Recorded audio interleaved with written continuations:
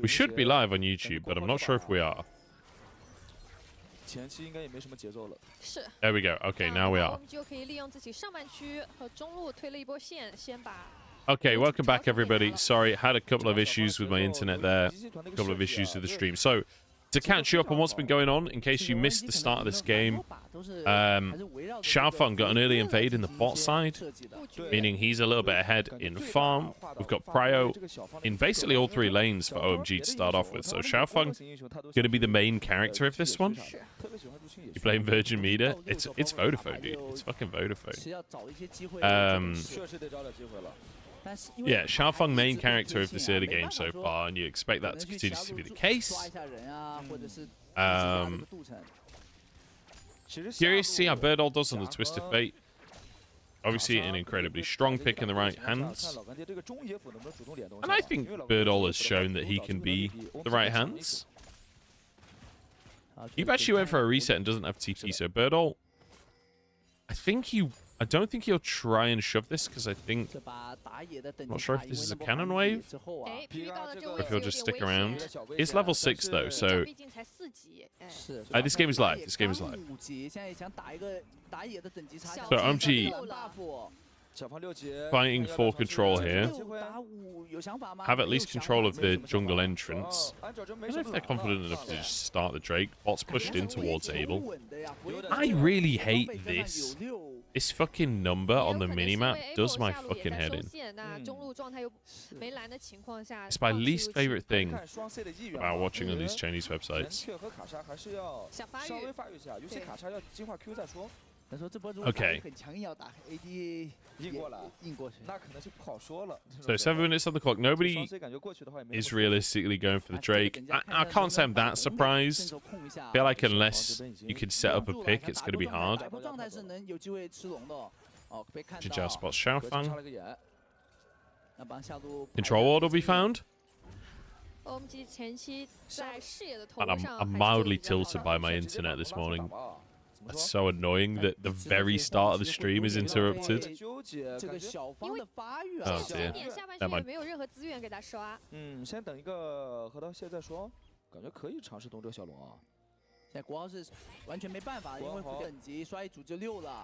Is Birdall the biggest positive for LGD? I feel like it does depend which game. Birdall has had some good games. Birdall also started the split really rough though. Like, I think people forgot how Birdall's split started. Okay, OMG, just going to brute force and then find a hook as well. Nicely done. Easy as you like, honestly. They could dive bot. They don't have a wave yet. I don't think they can dive this. I don't think they can commit to this. Nice setup in the jungle. Just getting control of river. LGD kind of disrespecting it, honestly.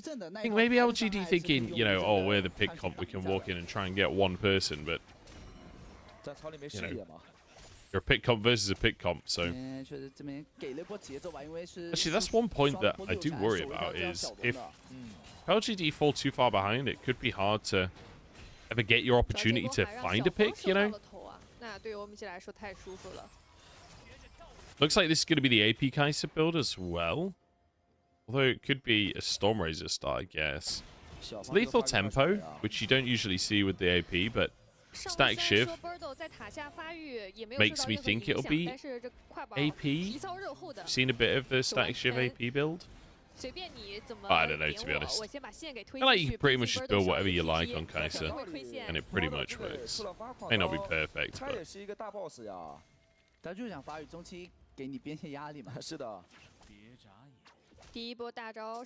Okay. CS numbers, meh. You know. Xiaofeng has a big lead. Xiaofeng's doing a good job at the jungle on his Viego. I mean, I feel like both comps can team fight, right? Like, you've essentially got 280 carries on LGT. Ari is actually quite a good team fighter. I feel like everyone sees her as a pick, assassin kind of pick, but Ari can team fight reasonably well. Please ward that, yeah, okay. Angel might just die here. Cleanses, flashes out. Oh, nice ult as well. But the whole gang is here. There's only so much you can do there. PP God's still alive. LGD, honestly, kind of clean on that one. The fact that they've taken so little damage from the tower. They can just re-dive onto PP God, yeah. Okay, flash forced. We killed Abel, denied a boatload of CS.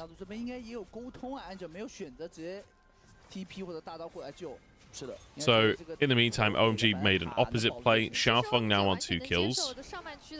It's pretty important for him. PP got at least denying the vision.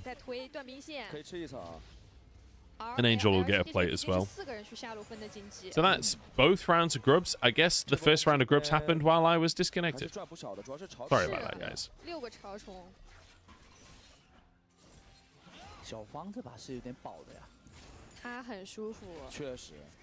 Okay, so Birdall, they just run at him. Flash for flash. Yeah, just too far up in the lane. Relatively easy to punish.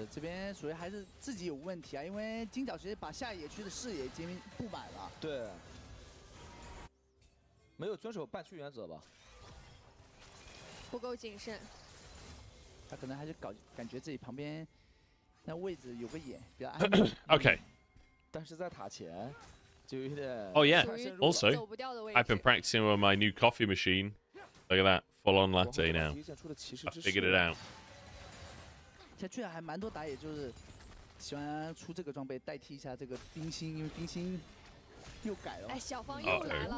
Birdall doesn't have sums. Oh, they make it look easy. They make it look easy.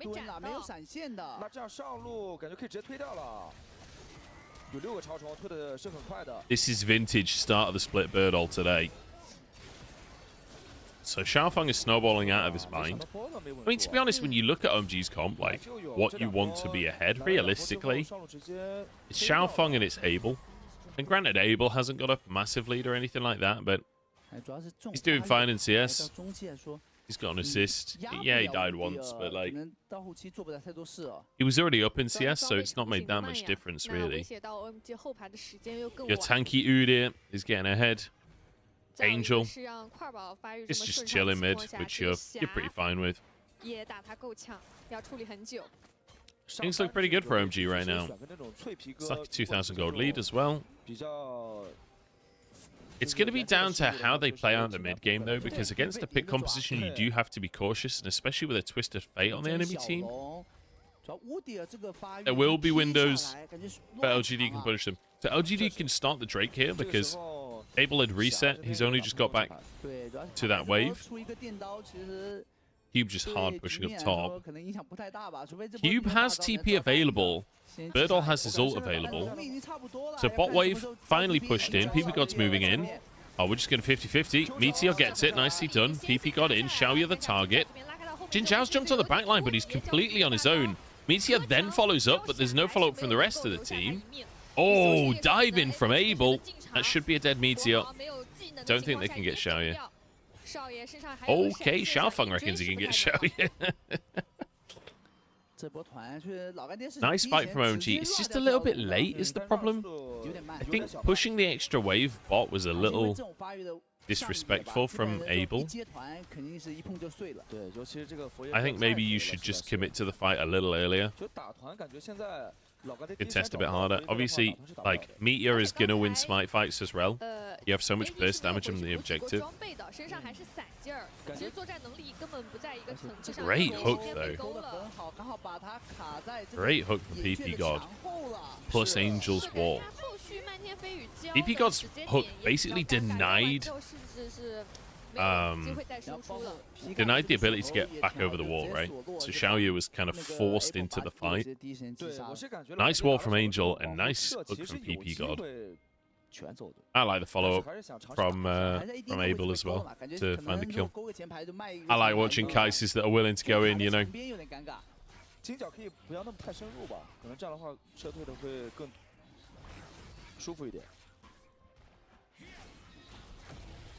Yeah, Xiaofeng's having a great time. 这局反而是跟赛前所预测的不一样，是OMG这里把上半区 Twisted Fate troll pick. I don't know if it's a troll pick.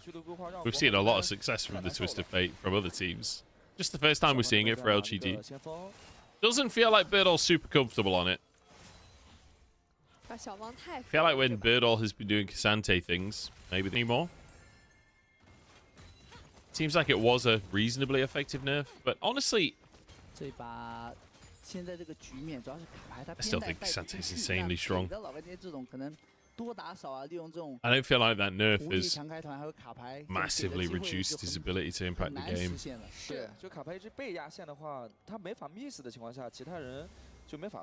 Xiaofeng needs to be a little bit cautious. I guess he has... I suppose you've got the Talia, is the thing. So Xiaofeng can be quite aggressive with his positioning where he is on the map because he knows that Angel can follow it up.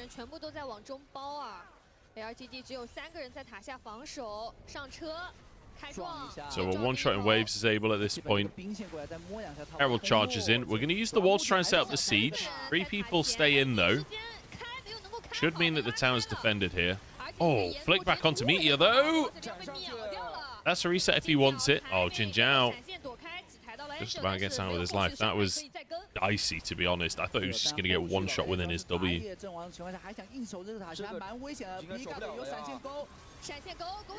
Okay, Hook is in. Abel's going to get rooted by the feathers. Oh, that was way too deep.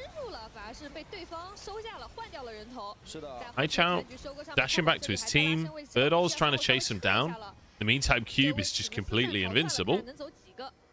Birdall really wants Xiaofeng, I think. Hey, where did Birdall go? Oh, he went mid. Oh my god, do they actually not get him? Oh my god, they actually don't get him. Fucking Udyr, man. Yeah, that was kind of over the top from Abel. I'm not gonna lie to you. That was way too much from Abel. Like, when we get the replay, just look at what Abel does. Like, I like the idea, you know. I like where he's coming from with it, but maybe not straight into 4 people, especially with a Xayah that's currently ulting. They're not going to show a replay? It really annoys me that I never know whether a replay is coming or not in LPL. Wait, does Birdall just die here? Cube just 1v1 him? I guess not. Oh my god, he's so fast.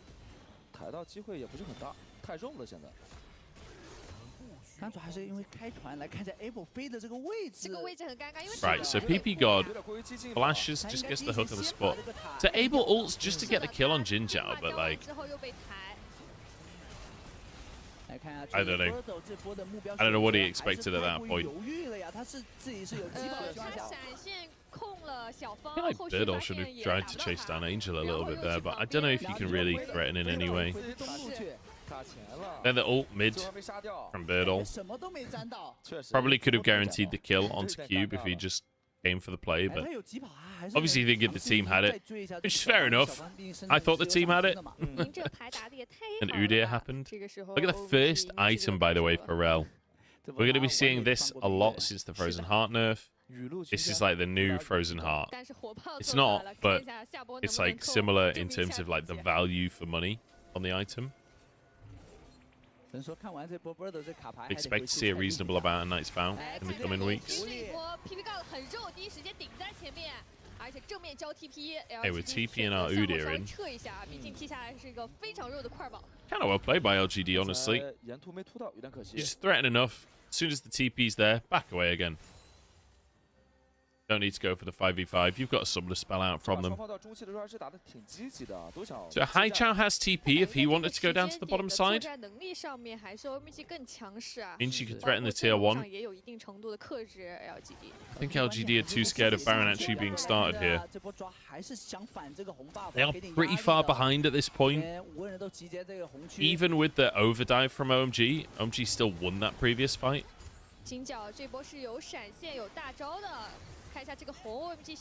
Taking the red buff. Ooh, flick back on Meteor on the top side. This is such a weird play.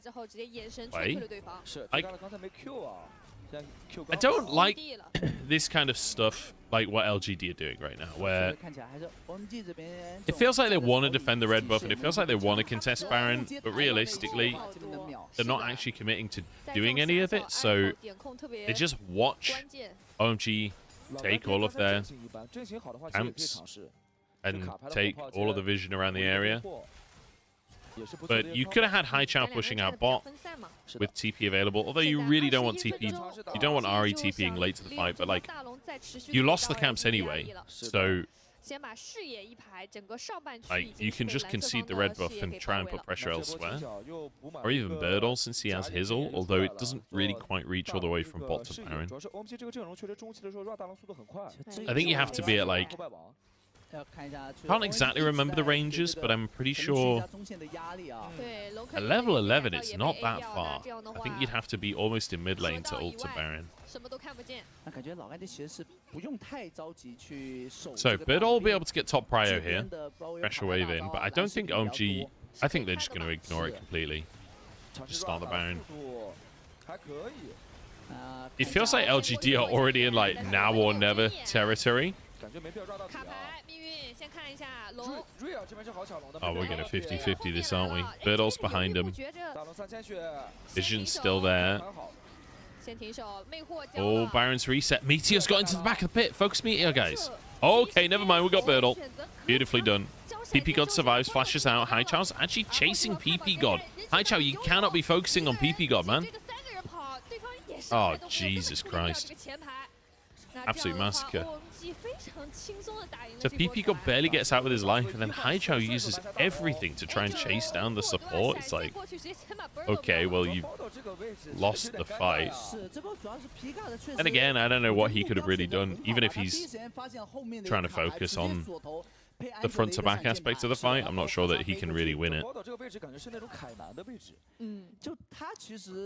He doesn't do a massive amount of damage.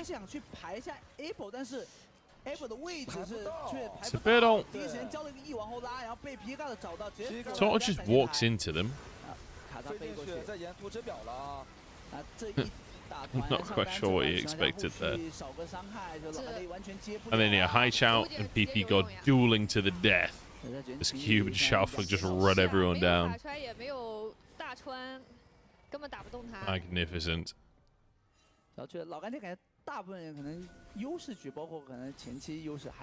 Yeah, Leandri's on the Ari as well, which I don't.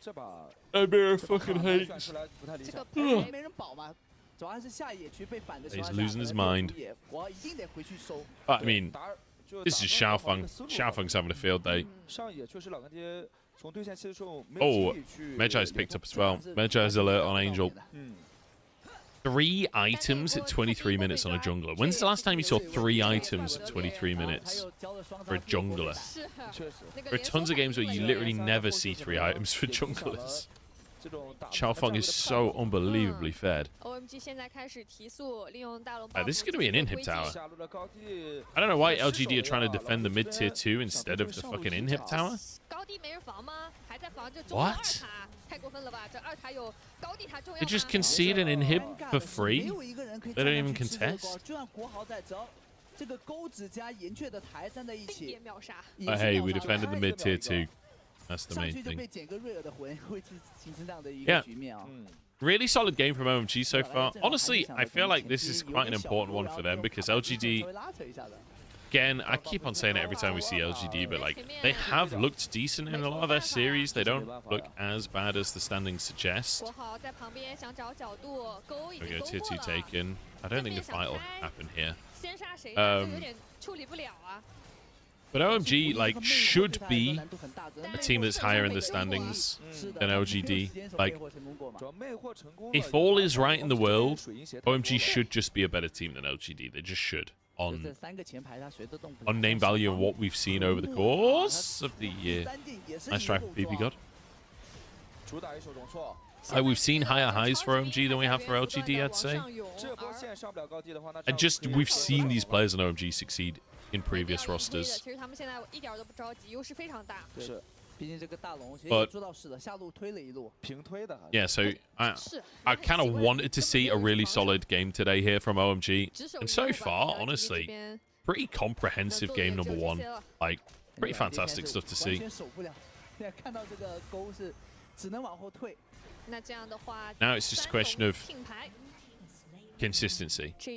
I fully expect them to finish this game out. If they don't, they will have run it. There's no two ways about it. Like, 8,000 gold up almost. Pretty sizable. Run out of Baron at this point, but if they just play for topside here, maybe, I mean, they don't have great siege, to be honest. They're very short range in their composition, but they can threaten the dive on the tier 2 top, so should be able to get themselves the top tier 2. Once everyone's back onto the map, at least.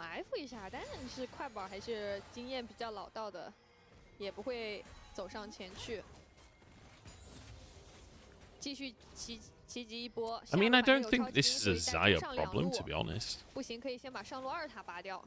Like, I feel like Xiaoya's looked fine. It's not really an issue of Xiaoya on the Xayah. Maybe an issue of, like, Xayah's inability to solo carry, like, the AD carry meta right now.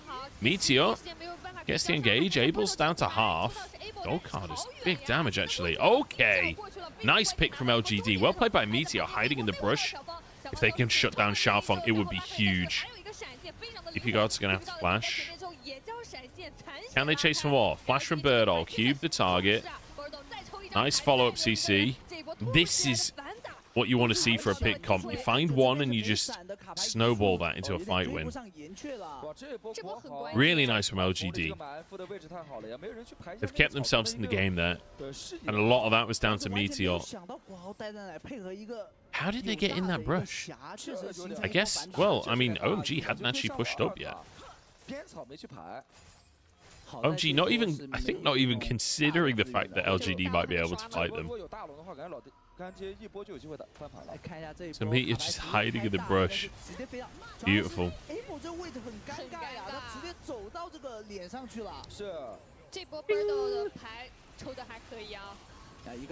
Very, very nice. Very, very nice.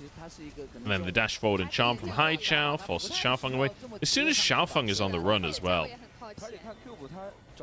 With the AD carry down, Xiaofeng low, there's absolutely no universe that the rest of OMG can fight. Unfortunately for LGD, I don't think that really achieves anything. Like, you know, obviously, nice to get the picks. But, like, Baron's coming up. I don't realistically think that that pick means that they can contest in any meaningful way. Also, look at Angel's Medjai's 8 stacks for his 8 assists. No kills to be had. Alright, we're burning down the Baron. TP comes through from Hai Chao. OMG could just back away here. They got the TP. I think they're quite happy to look for the fight. Or hook goes wide. Don't know if just committing is the play here, because Meteor could steal this. OMG need to be cautious now. They need someone to clear these wards. Abel is so nervous. I don't blame him. OMG decided to pull off the play. There we go. Now we're clearing some of these wards. Cube can get them pretty safely. He's a big boy. Then again, big damage. But this is the thing, right? So Cube walks forward, takes a chunk from Hai Chao's combo, and then walks away. But it's like, Hai Chao just used everything he's got. You can now take the ward. At this point, they've just used all of their damage on you, so take the ward. Okay, LGD wrestling a little bit of control. Drake's up in 40 seconds as well. Okay, double knock up. It's only on the tanks though. Okay, PP God might die. Xiaoya is kind of untouched so far. Gold card, nice. Wow, OMG. I feel like we just witnessed OMG kind of just panicking. Like, what do we do? I think they're trying to play through this AP Kai'Sa, as in, like, just sit at the objective forever and just poke. But I don't know. It doesn't feel like it's doing anything. Not in that case. Obviously, the damage after the fight was pretty good from the AP Kaiser, but it didn't feel like... If that was the game plan of, like, win the poke war, it didn't feel like there was that much poke coming out, to be honest. Birdall actually using his ult A for vision, B to get onto the Drake. It's going to be Drake for LGD. And it's off the back of this reset. PP God right now not with 13. They've got a threat in Baron. PP God will... They could pick PP God. Okay, he makes it safely. Meteor has smite. In he goes. Just burst it. Oh my god. Well played, Meteor. Terribly played, OMG. Just run LGD. You don't have to fight this. Maybe Haichao dies for this, but honestly, I think it's fine. You got the Baron. I don't know why Haichao is flashing. I don't know why Angel is flashing. Like, why is Angel flashing? I guess you're just trying to get the kills faster. 50-second death timer on Haichao. I don't think you can realistically push, though, man. Oh, such a good start. Such a good start for OG. And then they get to Baron. And it's like... Oh, God. It all looks so good to start with.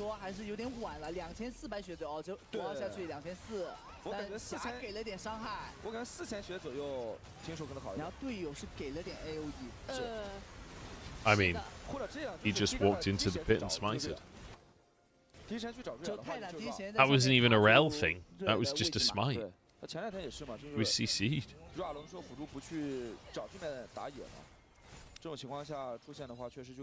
Okay, gold lead only 4,000 now. It's actually kind of winnable, honestly, for LGD, which is funny because I kind of thought that OMG's comp would be the one getting a lot better with time. But I suppose at this point, Zaya's kind of online. 3 items now. Or 3.5 with the Hex Drinker. One thing is, AP Kaiser is only going to get more and more annoying.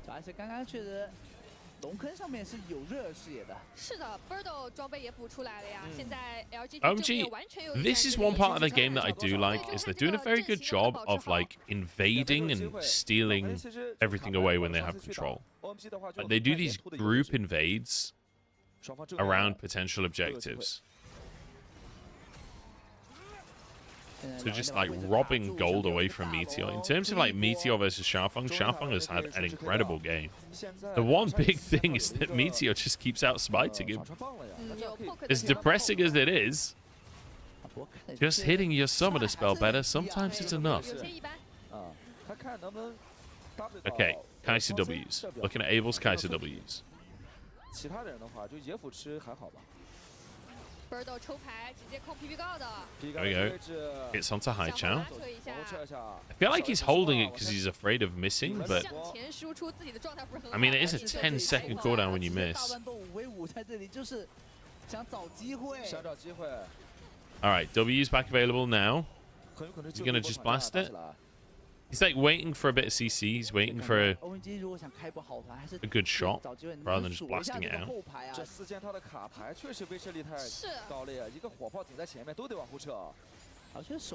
LGD are actually getting control now. It's honestly kind of funny. So the W's so far not that impressive on the AP Kaiser. Like,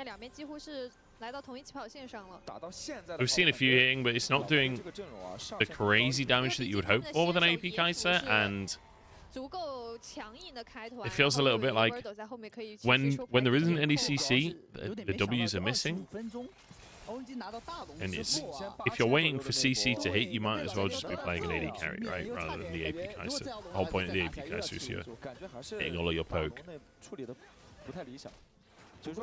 W through the goalpost.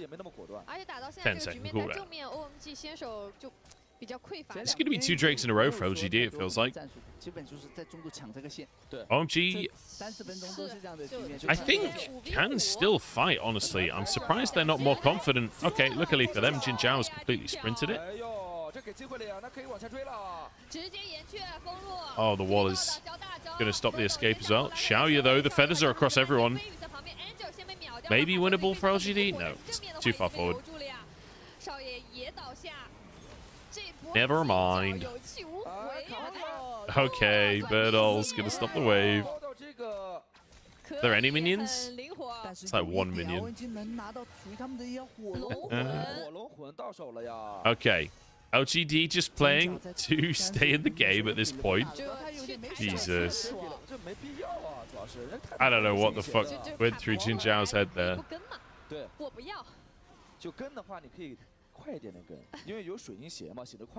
Here we go. We actually get a replay this time.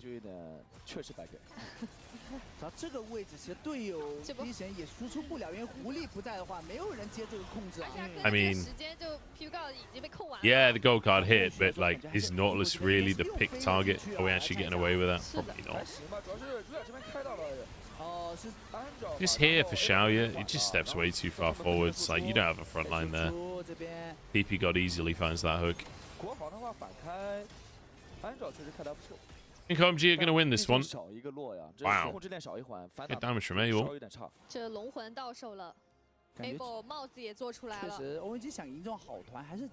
Okay. Infernal Soul out. With a poke Kaiser, Infernal Soul. That is gonna suck.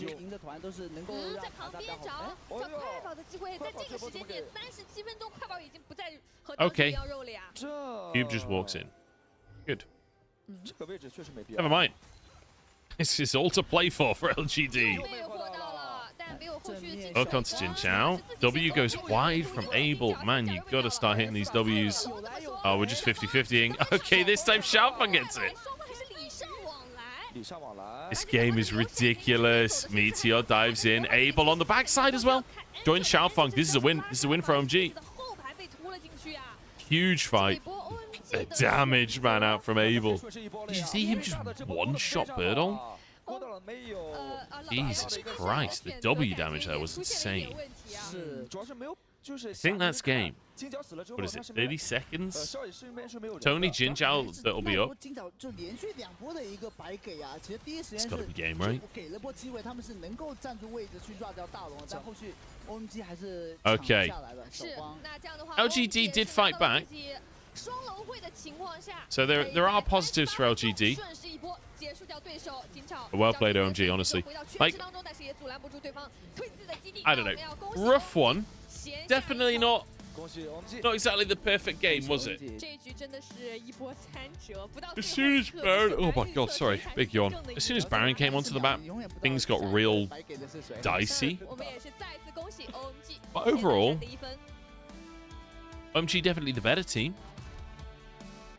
是的，也是再次恭喜 OMG 拿下了本场比赛的胜利。那么在刚刚结束掉的这一局呢，我们的前期佛耶哥打野的节奏非常不错，击杀掉瑞尔拿下一血，并且前期 That final fight was actually 4v5 as well. Cube just kind of walked in and died. And then they just walk into pit. Xiaofeng somehow gets the steal. I don't know. 而来到中期，老干爹这边2波也是顽强的一个抵抗啊。一波呢是在上路来。That was just it was so messy. It was so back and forth, but also it was just like not great League of Legends. 成功抢龙，最终是赢下了比赛的胜利。那回顾到这一局，三位老师如何来看待？ But hopefully game 2 can be a bit cleaner. I mean, I was coming in saying like, OMG, we really want to see a better game, you know, we want to see a cleaner game against a team like LGD, and it's like, I feel like they're almost there. OMG are almost there. Like, when you look at the way that they set up objectives, I feel like it's actually pretty decent. Like, they're moving into the enemy jungle as a group, stealing camps, dropping wards, clearing vision, retreat to the objective, start it up, right? That's kind of the classic. That's how you should approach a Baron. But then they like start the Baron, the enemy team shows up. They've not done anything to pressure any of the side lanes or anything like that. So everyone from the enemy team can just show up and do the stalemate. They don't find a pick. They just tank the Baron for ages and just open up windows for LGD to move in. And then they decide to 50-50. So Meteor just jumps into the pit and smites it, right? Like, I feel like it's all there until the actual Baron execution. The setup is great. The laning phase looks pretty good as well. It feels like the early game is actually okay for OMG. The mid game is sort of okay in terms of like how they set up. But the actual execution on objectives, not it. Not it at all. It's weird as well because like the early Drakes, it feels like they're very confident in that regard, but maybe it's just when there's the threat of actually losing the game from it. I don't know.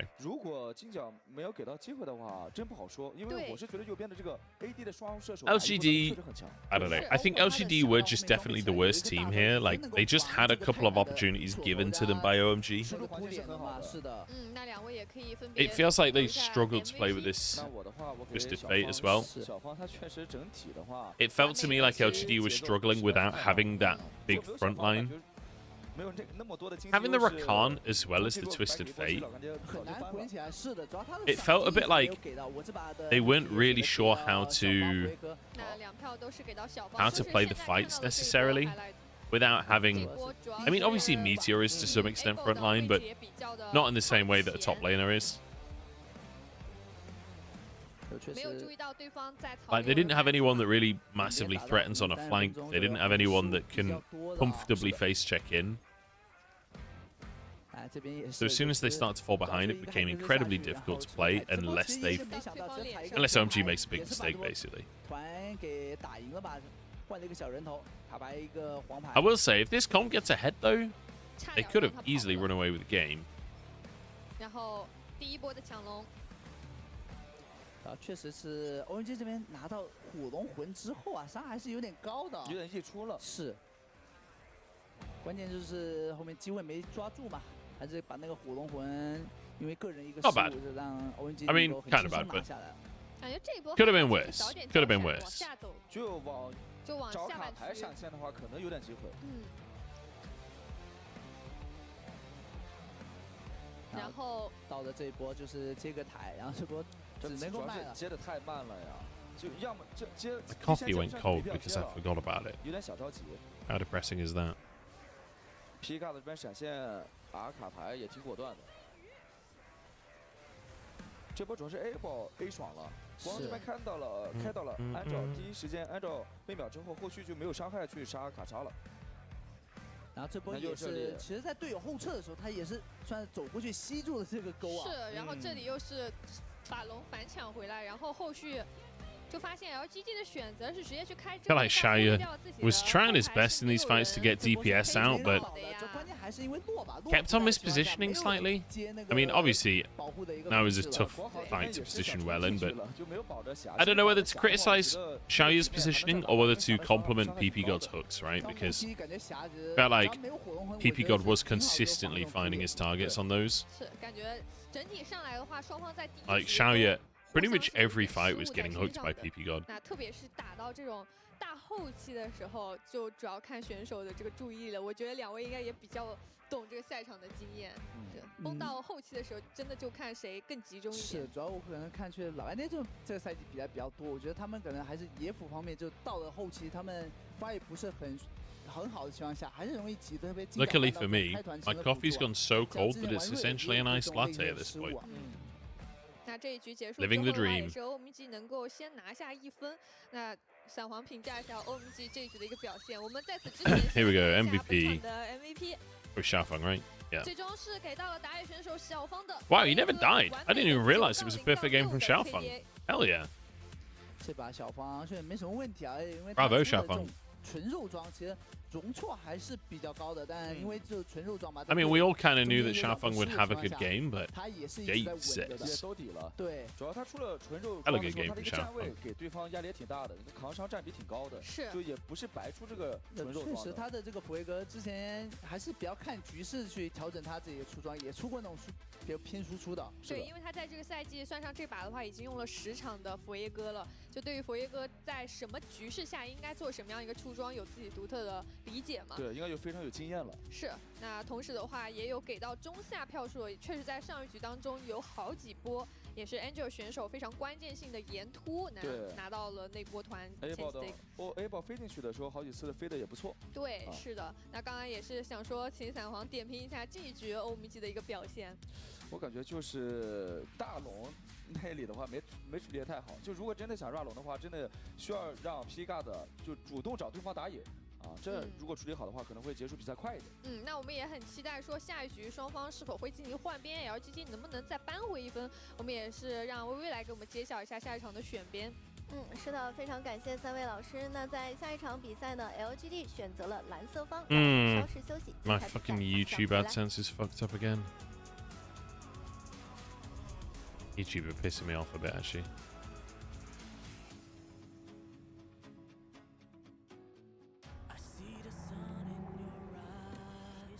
I'll be right back.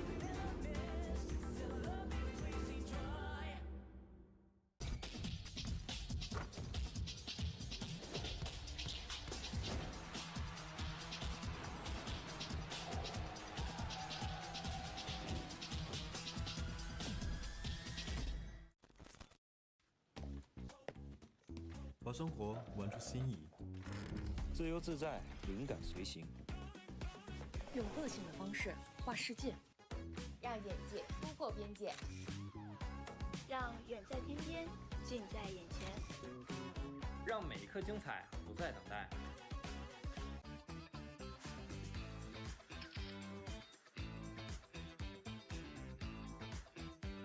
激动。那年停了后的我们很年轻，相信坚持让我们赢到最后，熬过最灰暗的夜。止步于此。好菜不怕晚嘛。莫思然为热闹阵营进荣耀之巅。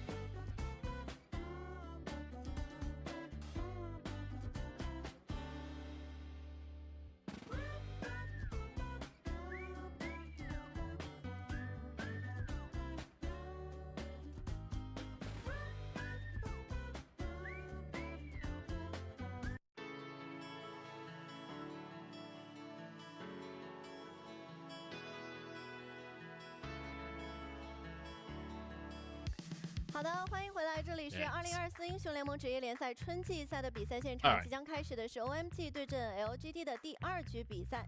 前期呢，看到小方的佛爷哥也是在上一场比赛当中拿到1血，并且呢，他们也是成功的带起了节奏。我们都说善攻者动于9天 So Twitch Reddit ran its own ad for some reason. 拿到优势之后，也是快速的赢下了比赛的胜利。那同时的话，在第2局一开始，我们也有一些讯息和大家一起来同步一下。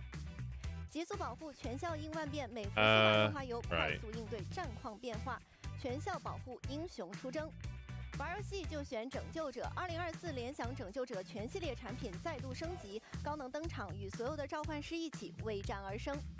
英雄联盟全新活动青花神韵宝典限时上线。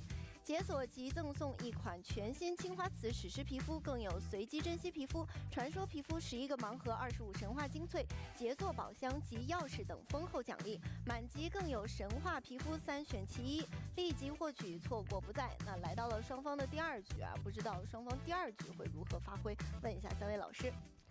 那下一局的话，双方果不其然是进行了换边的 ，LGD 是去到了蓝色方。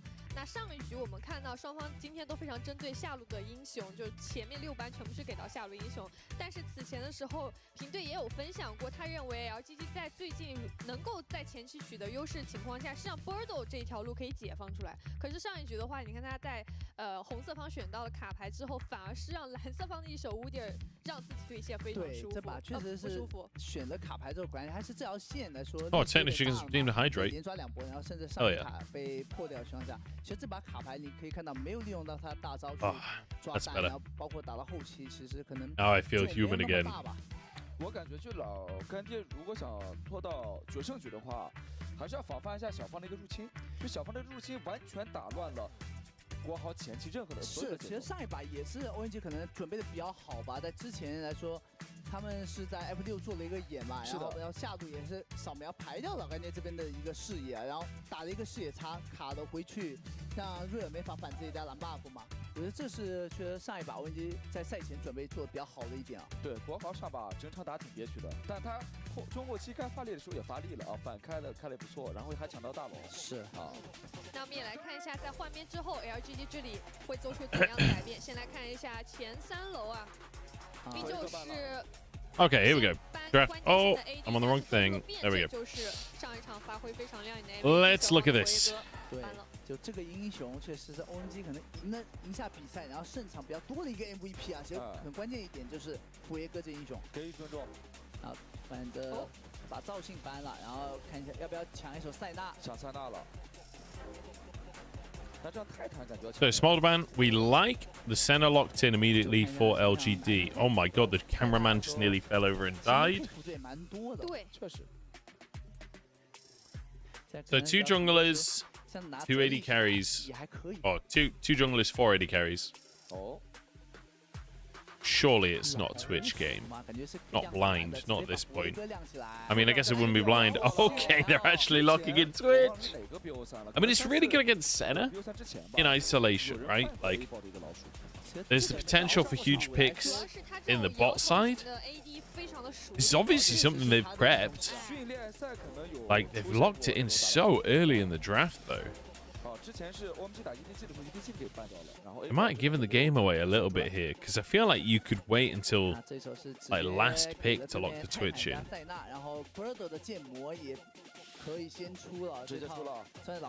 But I suppose you don't want to give the rest of the draft away. Renata, I like alongside the Twitch. Give it a bit of protection. It's PP got to go for the Renata. Cube has gone for the Aatrox at the Udyr. So he'll have prio against the Aatrox the whole game. Pretty much. I have no idea, but I imagine that Nautilus and Senna can threaten enough at level 1 that they should get prio, but I could be wrong there. Cameraman forgot to hydrate, exactly, dude. So Karma, Orianna, Nico banned. A million bans towards the mid lane. I mean, Talia is still up. I feel like it's LGD. Maybe you banned the Talia from Angel. Angel looked pretty good on the Talia last game. With no Azir, it feels like... Yeah, for anyone that doesn't know, Azir is currently disabled, so... Oh, wait, as well, of course. So I feel like it's probably... actually, yeah, is it? You could go TF mid. You just go AP TF here. Or you go AP Twitch. Probably not. It's probably an AP TF angle. Then I suppose you have magic damage top. Depends what jungler you have. You could go AD TF with an AP jungler. I don't know if Xiaofeng really likes playing AP junglers, though, to be honest. You could go Maokai. AP Maokai angle. You've got front line. Gives you some engage. Gives you follow up for the TF. Corky locked in for high chow. Makes me sick. Sienna Corky with front line and flank. I mean, LGD have an extremely easy composition. This would definitely be an AP jungler, so you can go AD Twist of Fate. He's going for it. Xiaofeng Nidalee. Okay. Now we're talking. The real question is, does Xiaofeng play Nidalee? I don't have any, like, distinct memory of Xiaofeng's Nidalee. Look, let's look. Okay, he has played it. He has played it. He's played it. It's looked good. He's got 2 games of it. And both of them wins. Looking at a... Okay. Over the 2 games of Nidalee that Xiaofeng has played, we are looking at a average KDA of 34. It's not bad. It's not bad. Oh, it's not an average KDA, sorry. It's his whole KDA. His KDA is 34. That's kind of insane. Actually, that's a good point, because it does the average... So on Leaguepedia, when you're looking at stats, it does the average kills, deaths, and assists. And then the KDA is the sum, or like the, you know, kills plus assists minus deaths, or divided by deaths. So his KDA is essentially doubled.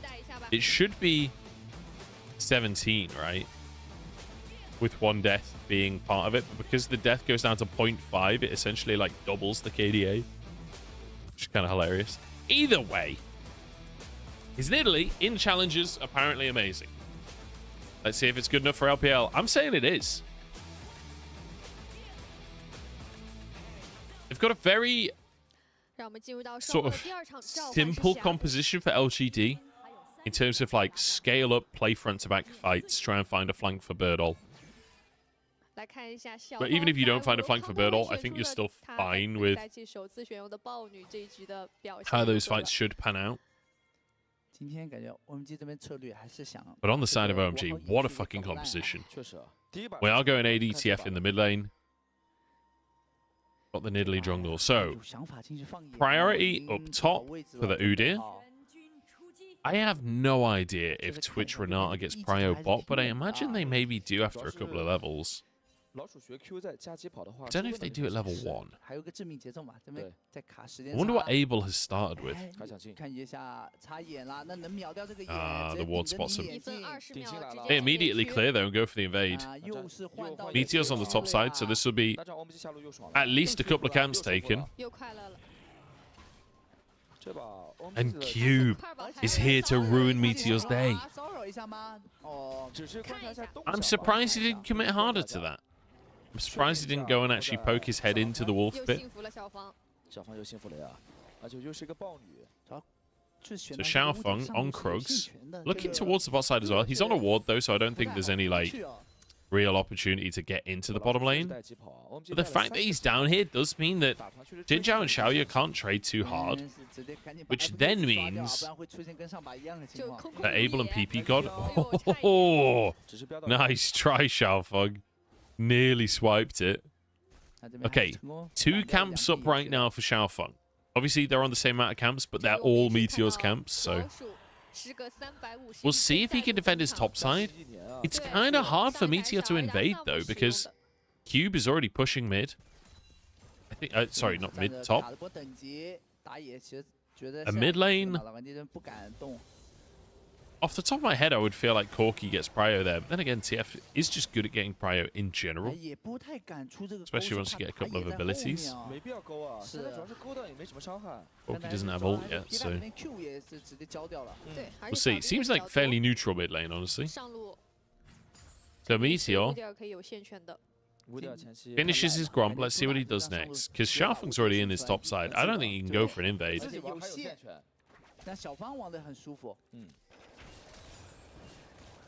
Yeah, just trading back and forth mid. Fucking first strike Corky. So now, Angel needs to be cautious. Cube needs to be cautious. There is only one remaining play for Meteor, and that's ganking the lanes. So if Angel or Cube gets caught by a gank here, it's a mistake on their part. Like, everyone on OMG knows that Meteor wants to gank because everyone knows that that is Meteor's only available option. That's the only play he has remaining to him. Xiaofeng is so good at putting pressure down. Denies the Scuttle Crab because he knows that that is where Meteor kind of has to be. If he got taken a bit of a beating, Tower Shot hits as well, but walk away. Xiaofeng double Scuttle. Has not even touched his own Krugs yet. Will he go for the Gromp here, or will he just reset first? Missed his spear. I think he just continues clearing, right? Because the Wolves will be spawning just after the Gromp. He can probably do a full clear here before the reset. Look at the CS difference in the jungle, man. He's on double almost. Xiaofeng, absolute fucking masterclass so far in the Nidalee. Really, really solid early game. And it's going to be so hard for LGD to like move into objectives and contest things when you've got a Twitch to worry about. You've got TF that can then collapse on the Twitch plays as well. This is going to be an interesting game. I'm really curious how OMG play it out and if LGD can respond. Also just how practiced OMG look on the comp as well. Okay, Xiaoya flashed on. Expunge is maxed out on Xiaoya, but I don't think Abel can follow it up. The stealth comes out. Shits him up. So Xiaofeng did his full clear. In the meantime, Meteor started the grubs, but can't 1v1 the Nidalee. So just has to concede. Cryo still top, so Angel has his ultimate, so he's resetting, but he can just TP back. Or at least threatens the ability to TP into the play. So I think Meteor realizes it's not something that's particularly contestable. Oh, it looks like Xiaofeng actually went from Gromp to Krugs. Or did Gromp, based, did Krugs into Grubs. Because his chickens and his wolves are up currently. So weirdly out of sync for Xiaofeng the camps right now.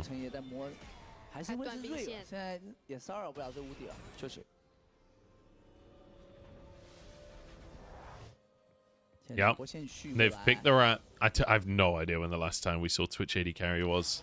A long time ago. It used to be super common in LPL and in LCK. Like if you remember him back in like season 4, absolutely loved it.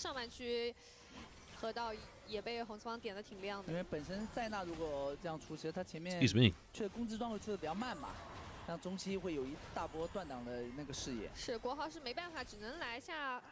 Drake is up, and we got our answer on Prio anyway.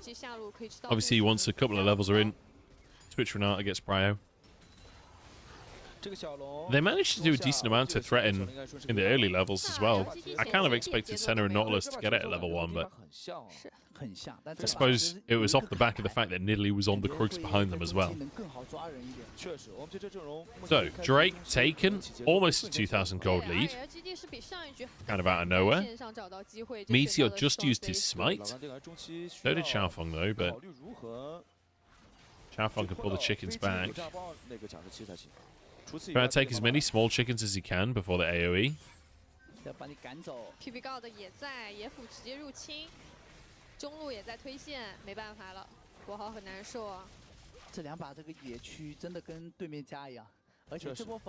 we go. Xiaofeng moving bot. PP got tier 2. Oh, the TP comes in. Angel gets a stun. Xiaoya doesn't have sums. Nice. Nice. Easy play for OMG.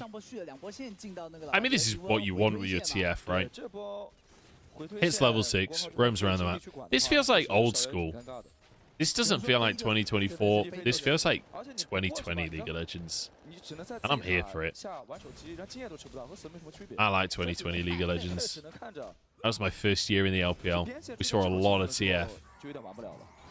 Yeah, exactly. This is Sooning Angel. You're absolutely right. But to be fair, like, the TF comps, this is exactly where OMG have looked comfortable when they're playing like global ultimates and things. I don't know if you win this 2v2, guys. Abel still has his ultimate. 有小兵帮忙挡一下，但是这波线又可以顺势推掉。没有选择开了，第二拳反而去开了，然后把兵线清了。That'll be reset for OMG. They just used Twitchell. 有点肉，如果 Q 泰坦的话是杀不了的。是。然后想着刚好线来了，直接开大清线。 All right, reset comes through. 有点机会。Let's kind of check in on the lanes here. NCS top.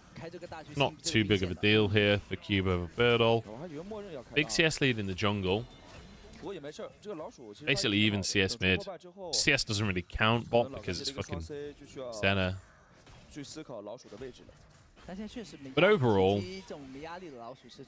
2 plates taken for OMG, 1 plate taken for LGD. It's really just the jungle that is the goal difference right now. Xiaofeng having a big CS lead, but also then getting the kill as well. Means that he's got the advantage. And he's got, I mean, the team is 2,000 gold up, and it feels kind of invisible, honestly.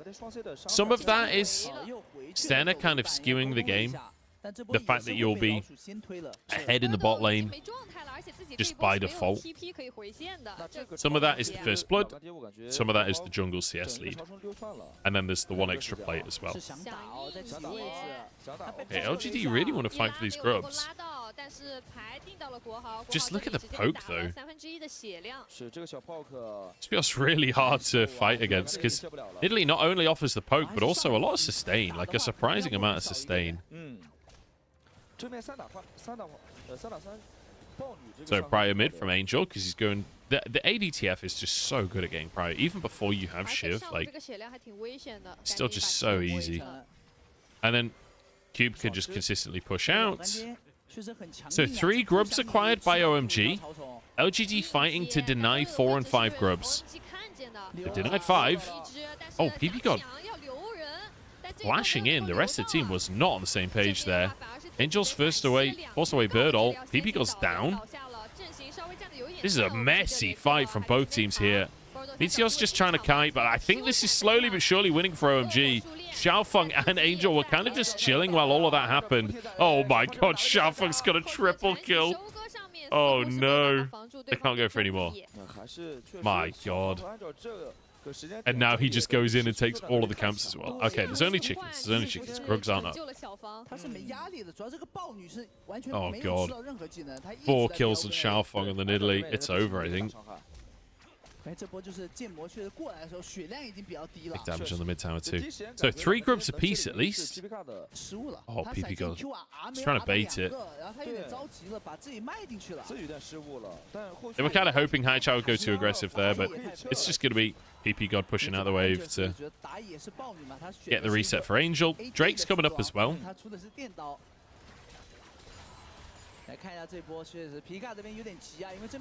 So Birdle just kind of gets 1v1 by Angel on the top. PP God, like, definitely on a different page to everyone else there. Like, a little over-aggressive. Meteor counter-engage to get the kill.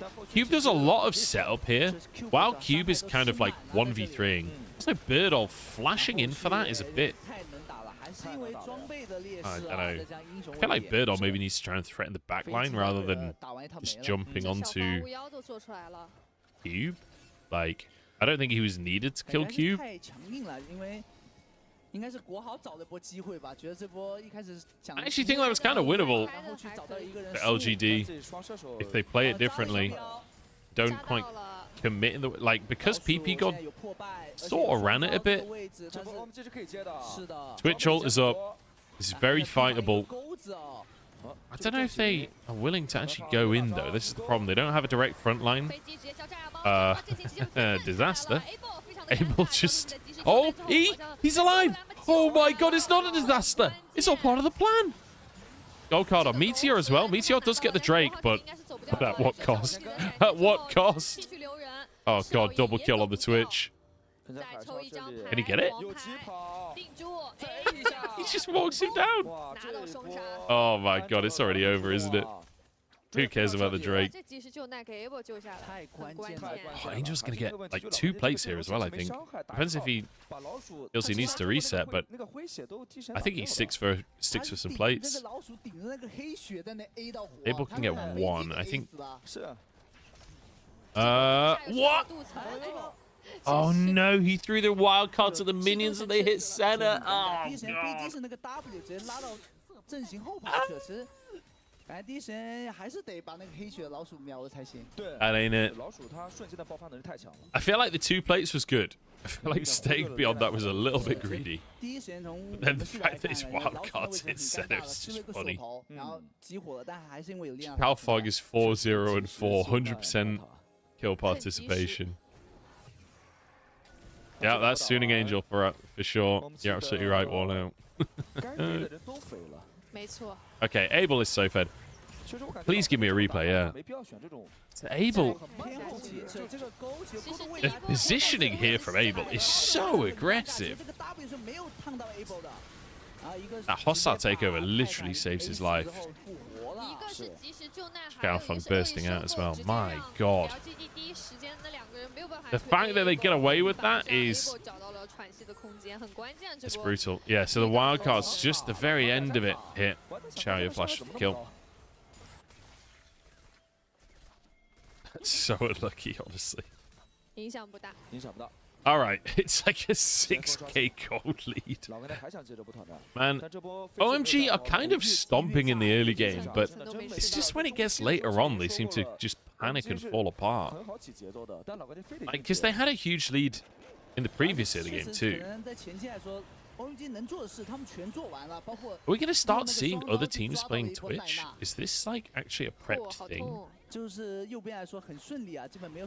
It feels like this is a kind of weird prepped comp from OMG. Oh, big damage! Gold card. Nice. Well played. Dude, I am loving watching OMG play this comp. I want to see more of this. I mean, we keep on talking about TF comps for this team on the broadcast. Like,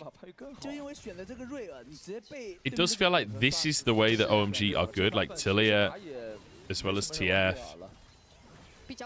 These global mids definitely seem like they are the way forward for OMG.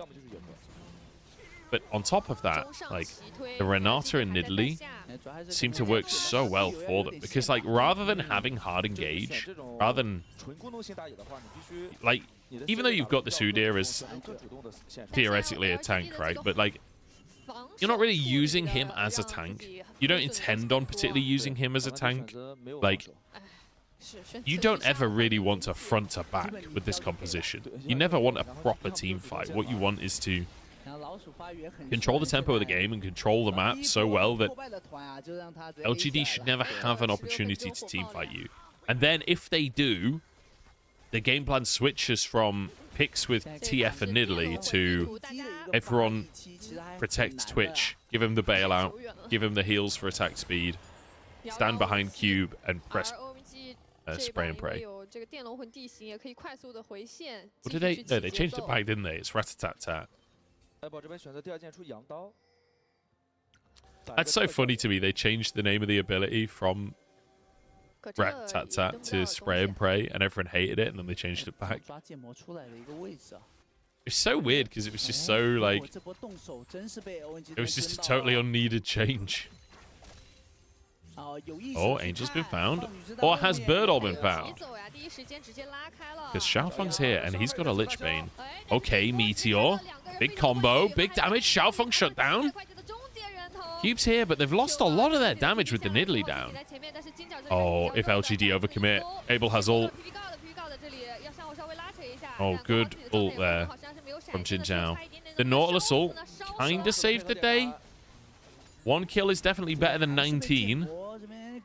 I think it's still tower, though. Oh, no, they're sticking around way too long. What are you doing, guys? I can't believe he didn't go for the center. I feel like they could just kill both of them if he just runs at the center and gets the stun. Maybe not feeling like they could follow up.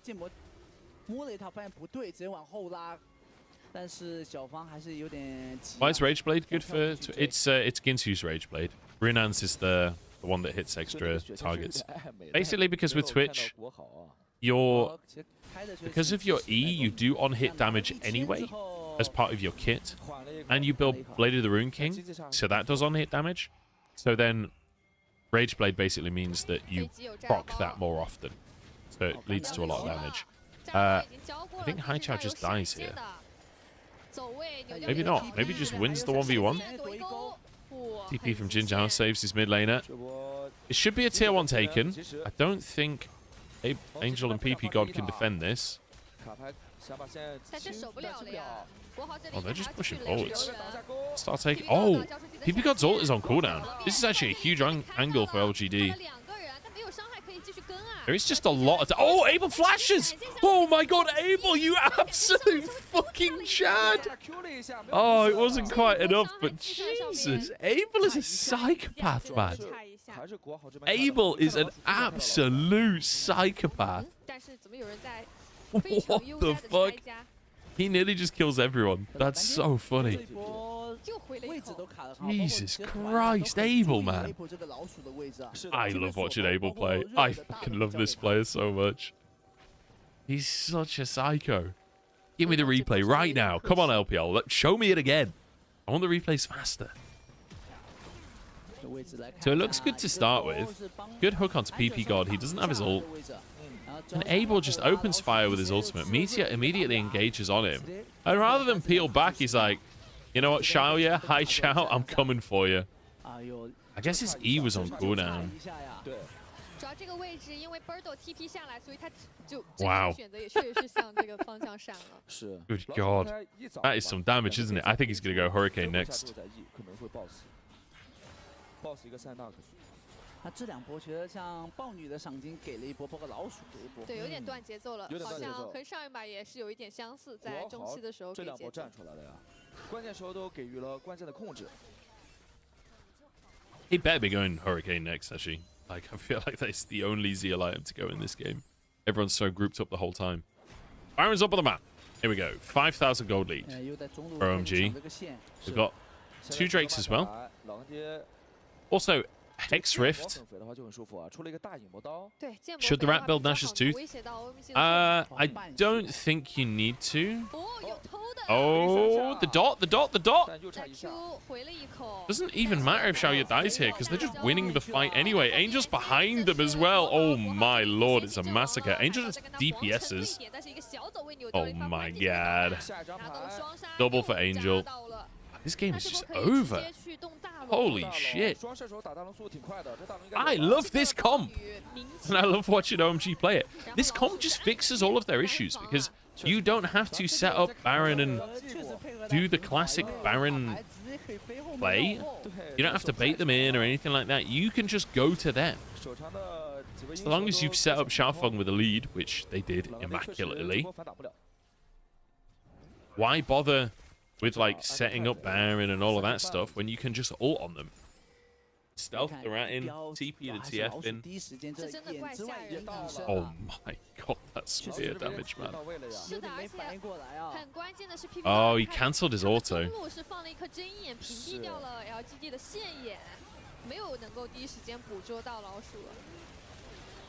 I love that Angel just goes in a 1v2s at the back. I guess it's not really a 1v2, is it? Because they're so low already. But look at Angel's score. 5-1 and 7 was that, I think? Almost 100% kill participation. He's 1 away. Angel's actually looking for an MVP in this one. Even though Xiaofeng had such an insane early game, I think Angel's TF has actually been the win condition here. He's doing so much damage in the fights. And on top of that, he's setting up all of the kills that end up coming through. Oh, Abel. They need to save him. They need to save him. Hostile takeover. It's not enough. Okay, in the meantime, Cube literally just fucking solos Xiaoya. Meteor is stuck as well. Okay, it literally doesn't matter. Abel actively sprints it and it doesn't matter. They're so far ahead. Angel almost has his ult as well. That's scary. Cube's pushing the wave mid, so this will be bot inhib, and I think they can... I think tier 2 is still up mid, so I think Cube is just threatening the tier 2. Oh, the flash!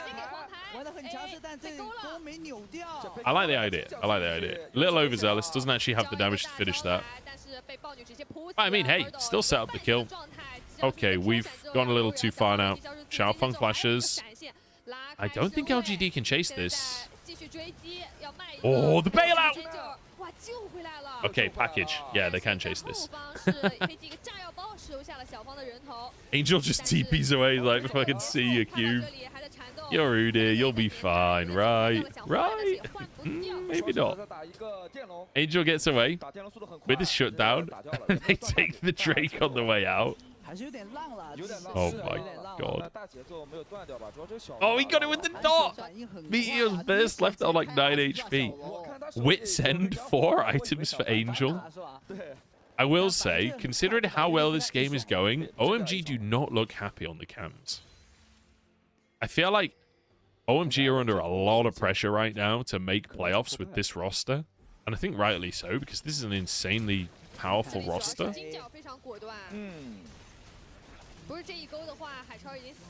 I think kind of overcommitting to the kill on Jin Zhao here.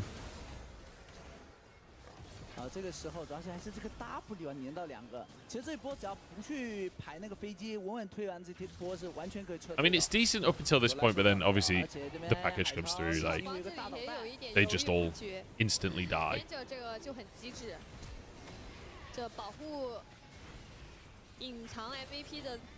Job's not done, nothing to smile about. True that, true that.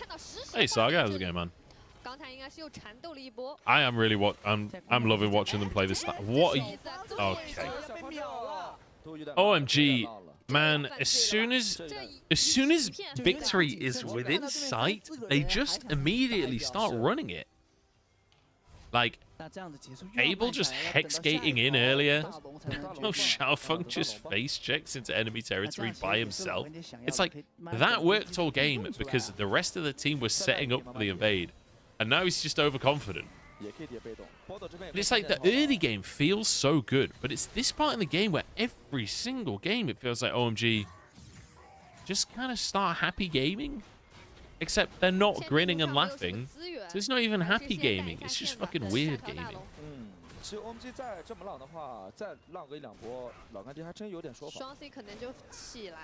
I don't think it matters in the grand scheme here. He's back on the map. Nothing could be gained anyway, so it's fine. But it's less about like this game specifically. It's more about like OMG looking at playoffs, right? How does this team succeed in playoffs? Well, if they can clean this kind of stuff up when it comes to the shit they're doing in the mid game, then maybe this can be a contender. But I feel like every single game, even the games where they win really heavily, they still just have these fucking weird moments where somebody does something dumb and kind of throws the game. But their early game is fantastic. If they could just clean their mid game up, like, forget the late game. Who cares about late game? Oh my god. Abel, man, what the fuck? He flashed into them.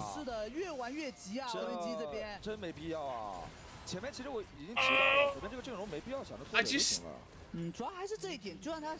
Like, the actual... The Twitch opening the fight with ult is not a problem. That part is kind of okay. I mean...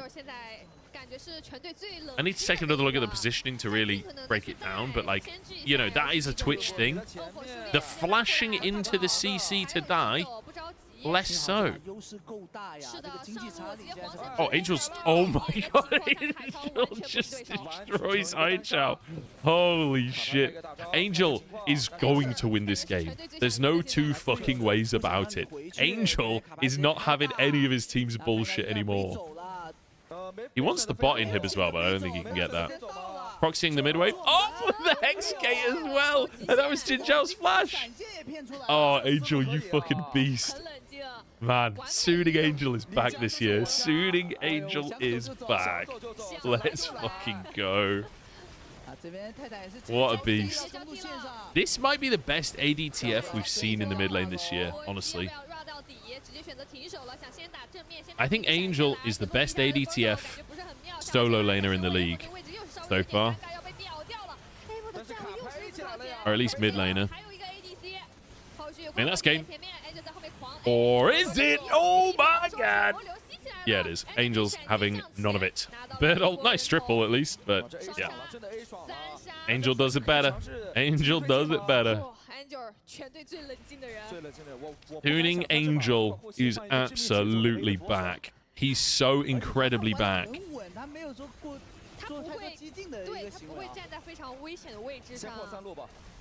Abel is there, completely sprinting the fight, screaming, "It's so over." But then Angel comes in, cape around his neck, and screams, "We are so back." Yeah, there's not a lot you can do about that one, Haichao. Oof. Triple inhib. Surely. Surely. That is game. That'll be Hextech Soul as well. 2 games, 2 souls for OMG. I really like the way that they play around Drake. Less focus on the Grubs, more focus on the Drake. I feel like Drake is a more consistent option when you're drafting the way that they are. Resets come through. We move over to the Baron. Take a look at Angel's inventory after the reset, because I'm pretty sure he'll have another item. He just sold his boots. Oh my god, Angel is going without his fucking boots. Oh my lord. Okay, TP from Cube. Angel Hex Gates in. He has his own ultimate available as well. OMG don't actually want to fight this. If they can help it, all they need to do is stop LGD taking this. Okay, no mind, they're just going to fight this. Oh, the hostile takeover is so unbelievably huge. Bail out, bail out, bail out. It's not enough. I don't know why we're team fighting, lads. Just use Angel's ult and end the game. We're playing ADTF. Why are we team fighting? You've got 3 inhibs, double supers in every lane, only Haichao in the base to defend. The second Haichao starts TPing. Get the fuck out of there.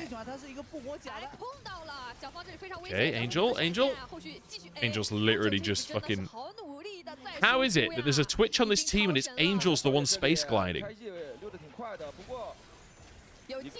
I mean, it's a nice cleanse from Xiaoye. It doesn't matter at all. Wildcards? Why are we chasing Xiaoye? Just fucking end the game, lads. Oh my god.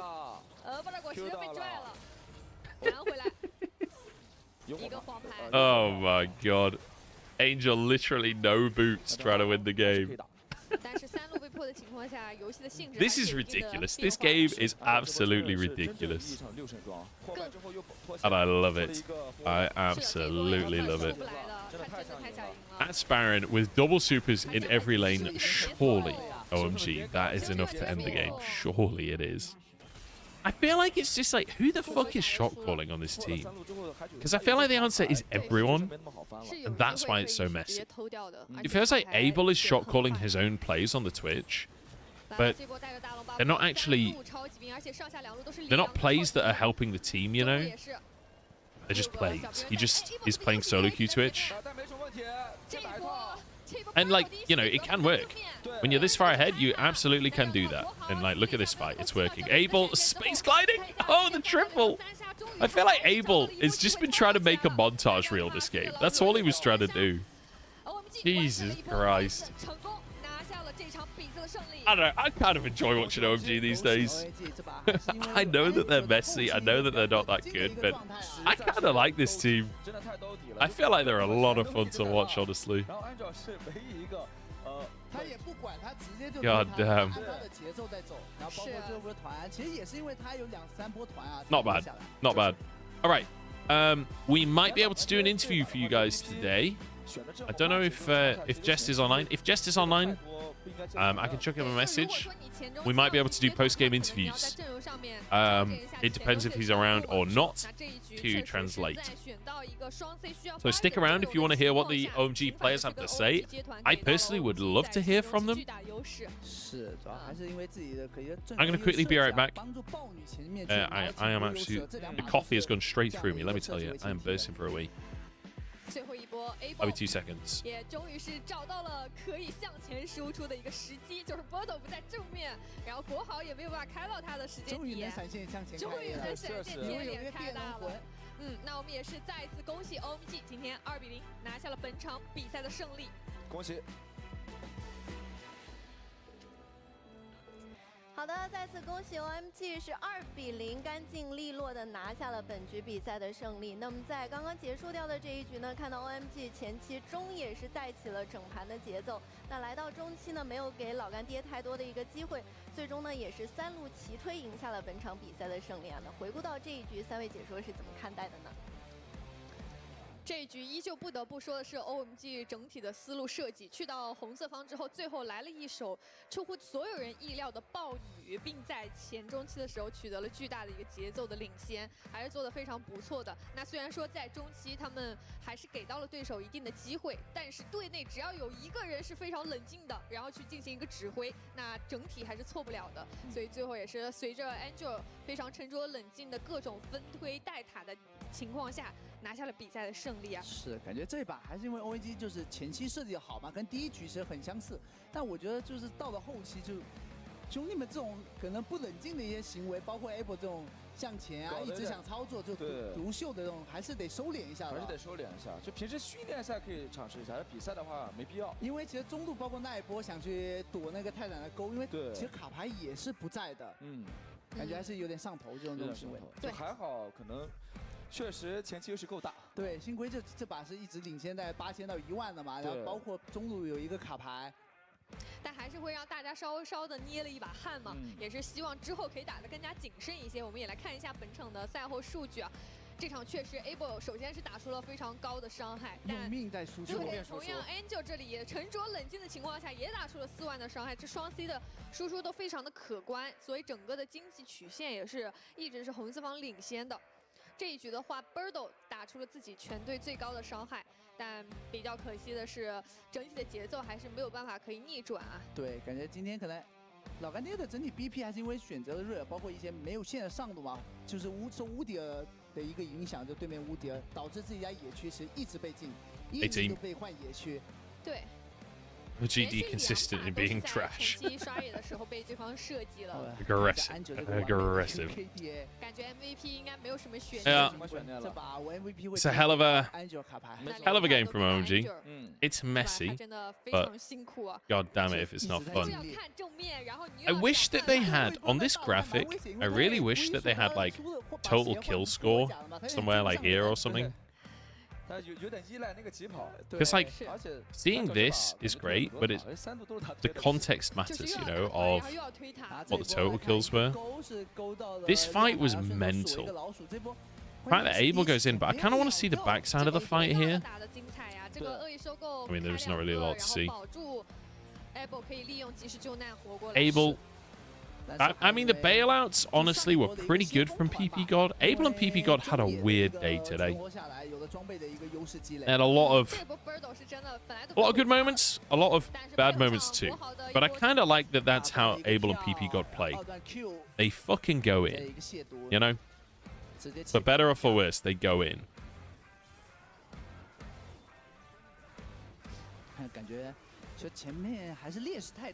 I just like watching Angel in this fight hitting Meteor and doing absolutely no damage. Absolutely none. Nearly got him. That was such a good play. I like the setup of the play there. And then this flank from Angel is huge. And now he's got true damage. Now he can actually hurt. Oh, sorry, my pen's in the way. This one was really troll from Angel. If he has flash there, it's fine. But enemies are cube. Kind of forgot about cube just literally 1v1ing Senna. Easiest kill of his life.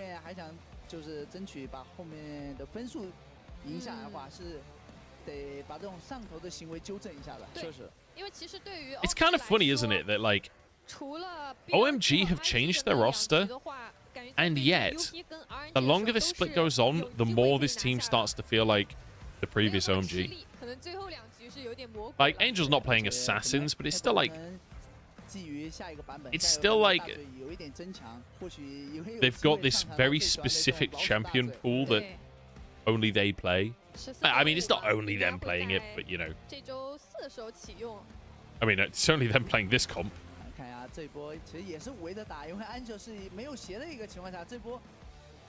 Because like, if the Twitch starts becoming something they play regularly, maybe like, do they start getting Twitch bans? In which case, you know, you bring the Samira out again. They can also just play meta AD carries. Like, look at the space gliding. Look at the space gliding. Good lord.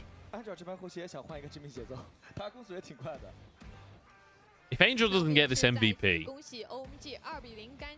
nothing is right with the world anymore. Angel had better have this MVP. No two ways about it. 也很期待说他们究竟有没有机会能够晋级到我们的季后赛当中。而对于老干爹来说的话，就比较困难了。这一局再次输掉之后，已经是3-9了。是以目前这个状态，感觉这个赛季老干爹还是很难挤进这个季后赛了。我觉得还是从 BB 端就已经出问题了吧，包括一级的设计，2把都没防到。确实。Here we go. It's Angel. There we go. 13-1-13. It's not bad, is it? It's not bad. I feel like as well, Angel, he didn't just like do the most damage and all of that like basic stuff. It was also that he was the consistently good player throughout. On the bad plays, he was the one carrying the play.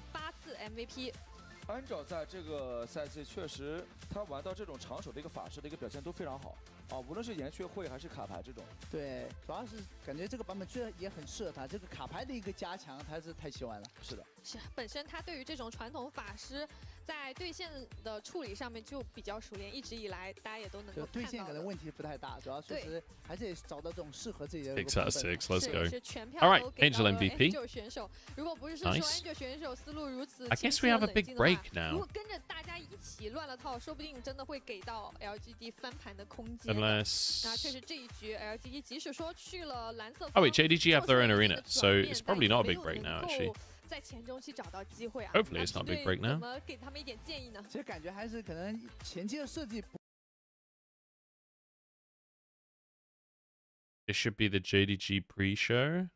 应该会打得非常的精彩。当然，其实我本人也非常期待我们马上要开始的这一场 FunPlus 打 JDG 啊。哎，是的，其实说白了，看到 FunPlus 你就会开始期待银河的表现是怎么样的，对吧？大家对银河的关注度确实非常的高。同时，根据战队排名情况 But can they play meta? I mean, yeah, true, but 而京东今天赢下来的话，也能完全的锁定季后赛席位。陶博几岁气候也是。I feel like if the meta shifts around to like Kai'Sa again though, I feel like he'll look decent on Kai'Sa. Abel's a decent Kai'Sa.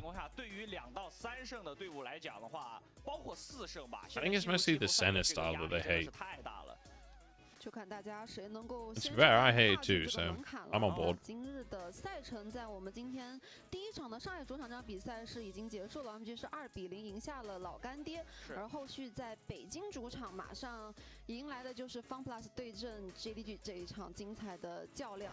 我觉得对于 FunPlus 来说，可能对于他们的粉丝也是有个很惊喜的地方，就在于可能这个赛季看到这个名单的时候，期待值没有那么的高，但是给到的效果和反应。Munch, you know why female hosts of LPL frequently wear outfits that look like British school uniforms? I don't know why, but you're not fucking wrong, because the tie she's wearing is literally the same colors as my school tie. And they do look terrible. They do look terrible. They're like fat stripes. 进入季后赛的几率挺大的，就是因为可能7、8、9周这3支对手最近的状态都没有那么的好。这3支队伍现在都处在一个水深火热的挣扎姿态里面。尤其是对于 RNG 来讲嘛，现在 RNG 好像非常渴望找到自己胜利的法门哦。同时我们来看一下 FunPlus 的首发，小老虎、Milky Way、Care、Dagda 以及 Life。其实今天主要还是看 Care 的发挥，因为 FunPlus 的分工很明确，下路2兄弟是搞科研 Milky Way versus his team. Game number 19. Care 的话，他之前一直承担着这个银河护卫队队长的身份，但是在他的 Nico、沙皇、卡尔玛都拿不到的情况下，你发现他有点有力无处使。对，而且其实对 FunPlus 来说的话，千珏这个体系，因为之前拿下了非常多场的一个胜利，所以可能在今天也会受到 JDG 这边的一些针对和封锁。是，所以看他们有没有在最近的训练赛。It sucks for Care that Azir was removed. 可以看到下路啊，双人线。Like the fact that that has been his the pick that he's sat on, you know, all year. 其实今天重点关注的是 Missing 这个落到底还给不给了，因为对于现在来说的话 ，Missing 的落基本上是非班必选，不太能放给 Missing。I have a feeling deep down in my soul 太恐怖了，这个落只要能拿出来。that depressingly this is going to be a fucking stomp. 现在京东的整体的阵容选择可能相比之下没有那么的丰富，但是他们的阵容稳定性确实太强了。I think Milky Way is really good, but I feel like if you just play around Milky Way as JDG, if you play an aggressive matchup, the laners are just so much better. And I also think that this might be the biggest bot diff available in the LPL, or at least in the top half of the table. Like, to be fair, I feel like Life is often catching strays here. I think Life is having a decent split. It's Life and Milky Way versus Care Doctor Munchables. 所在吧，就是你会发现京东在数据上面也没有说大幅度的领先到对手，反而是比较接近的一个状况。对，总的来说 ，JDG 前面的几场 What we might see is Yagao's Zoe, huh? Yagao's LeBlanc. That's what I'm looking for. 对，然后下路可能斯莫德的 his vintage picks 也会是一个争抢点吧。是的，甚至在面对 RNG 的时候。一场比赛都是靠抢龙赢下来的，前面都是劣势。但是去年的京东也存在这样的情况，就是去年的京东它的节奏也不是很快。就是我们说的最多的一句话是，去年的京东你总觉得2分钟前跟他5-5开，过了2分钟你发现不对了，30分钟你加倍推了，对吧？去年的京东是这种感觉，而今年的京东还是这个味道，只是说时间稍微延长了一点点。同时，这里给到了一个新兴崛起冲击赛场啊，场均对位经济差。I have no idea what this table is. 2位选手赫然在榜，就是2个。Is that like average gold lead or something? 小乐野，你看在榜的都是比较擅长使用野核的，包括小天，大家都说小天之前不玩野核。It can't be average gold, dude. 直接掏出来效果巨好。是的，直接打破质疑。It can't be damage per minute. 冉冉升起的新星在打野位上给我们贡献出了非常多精彩的赛场表现啊，包括他的数据都是相当华丽的。同样在这个 MVP 榜单上面啊，卡南伟以及 Milky Way 2人都是9次并列第一。今天野区的较量和碰撞。应该会很精彩。主要有 MVP matchup. 这个千珏体系，我觉得不太好拿得出来。同时 ，also missing Rakan 21. Huh? 夏季赛17连胜，现在24年的春季赛又。You guys didn't think about that, did you? 夸张了这个数据。说到那句话 ，Missing Rakan 21, huh? 不放的路，你来放嘛，对吧？就是京东现在对于 Missing 来说，他只要有了他就玩，完了他就能赢。就是你看你在 BP 上信不信这个邪？你要是觉得你能挑战一下，那你来试一试。就落现在在 Like we can talk about analysis and we can try and figure out who's better, but missing Rakan 21. 甚至是跟 AD 不需要出霞落就单挂都可以。Oh, the predictions on the desk. 这里我们赛前的一个预测环节啊，我们2个是看好京东今天能赢。I gotta be honest. I'm with the left guy. I think it's 2-0. 最近京东确实在前期给的进攻压力没那么强，对吧？因为 FunPlus 这支队伍 I'll be amazed if FPX wins this. After the BLG series, like, I feel like the way that BLG dismantled them kind of. I don't know. I don't feel it's that hard to replicate. I mean, look, that's going to be hard to replicate for any team that's not like JDG. The thing is, they have such good laners that I think that they will just kind of smash this. 包括像南枪这样的英雄，我觉得就是在准备一些别的。I don't know. 必须要有其他的能够承载起这个队伍围绕着打野去进行的一些节奏。是的，因为现在 Care 选手的卡尔玛以及 Nico 在概率情况下都会被 ban 掉。We need another couple of minutes before draft starts. 就是没法套出来。I want to be able to run ads so that you guys don't get ads during the game. 更多的还是要看教练组怎么去做 BP 吧。 I really don't know what to do about the big gaps here, because basically, like, Twitch wants me to run 3 minutes of ads every hour. And so I usually run the between games, and that's fine. But then when it's between series, there's a bigger gap there. And so that hour starts to tick down, because the gap between games is like almost half an hour. And I mean, it's more than half an hour if it's in the same arena. So, like, I get the cooldown on running the ads. So I'm trying to run it as soon as the last game ends, so then I can run it again before the next game starts, so that we still don't have the ads during the games.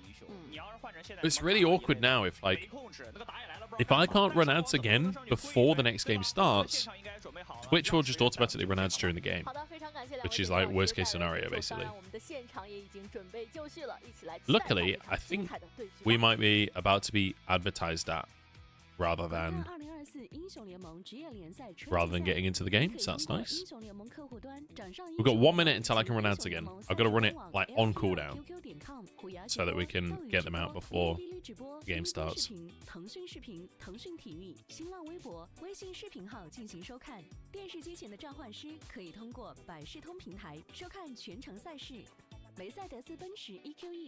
SUV 实力俱全，胜券在握。李宁英雄联盟联名系列星之守护者卡莎现已上市。逛京东，搜京东电竞，参与赛事预测，赢手机。光明莫斯利安 IG vs LNG prediction for tomorrow? 职业联赛春季赛。开一局吗？开就开。 I think it's probably IG. 开一局，感谢全场保护的杜蕾斯。Hard to say whether it's a 2-0. It's like IG have been having some dodgy games, you know. They lost the game to LGD. They lost the game to EDG. It does depend which IG shows up, but with how terrible LNG look, still, LNG look better than they have, but they still look pretty terrible. I'd say IG are a heavy favorite. I would say it might still be a 2-1, but if I had to stake my life on it, I would be confident that I'm probably going to die. That's how confident I am on actually predicting the result of that series. I'm not sure there is a comfortable prediction there. Right. I've got the ads out, so we will not have ads during this next game. I'm going to quickly grab water while they run before this starts.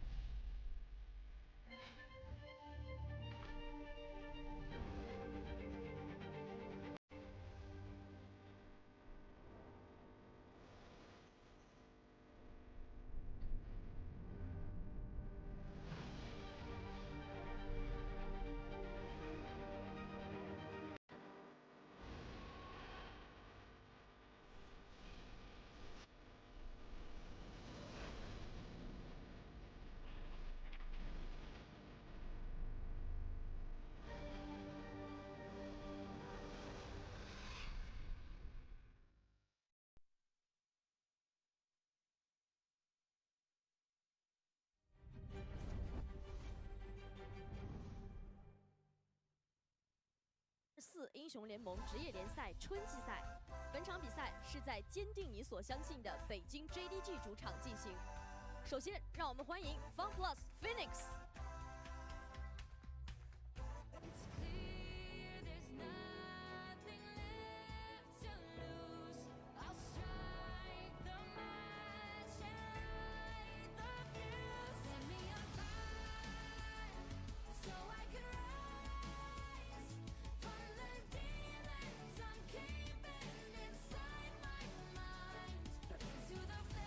Okay, I'm back.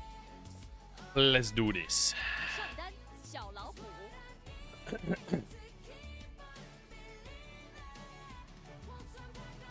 Only what I need is Milky to play as carry champ. You're absolutely right. And I fully expect that to be the case. The one extra thing that we need to talk about, there he is. Everyone's favorite. That person's favorite. The one thing we've got to talk about is the fact that FPX have traveled to Beijing for this series.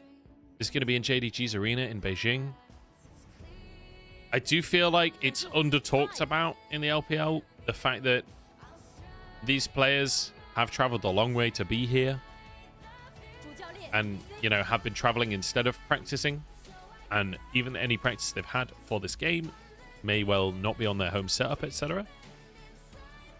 So, I don't want to give them too much of an out, you know, but JDG are definitely coming in with an advantage in that regard, just because of the fact that they didn't have to travel.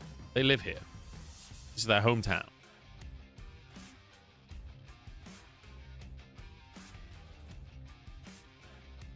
All right, boys, I got a treat for you all.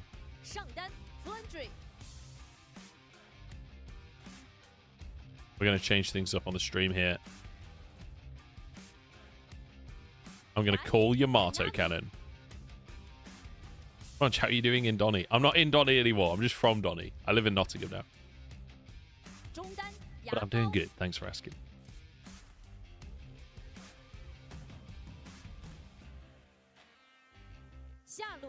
Trying to...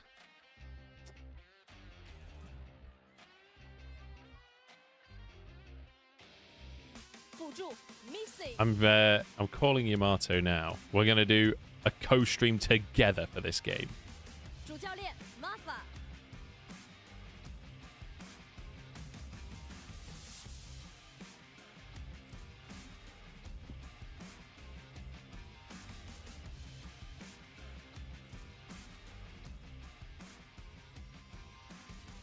If I can get it to work. LPL 春季赛第7周第1日的第2场比赛 ，FunPlus 对阵北京队的英特尔即将开始。LPL 无畏进巅峰。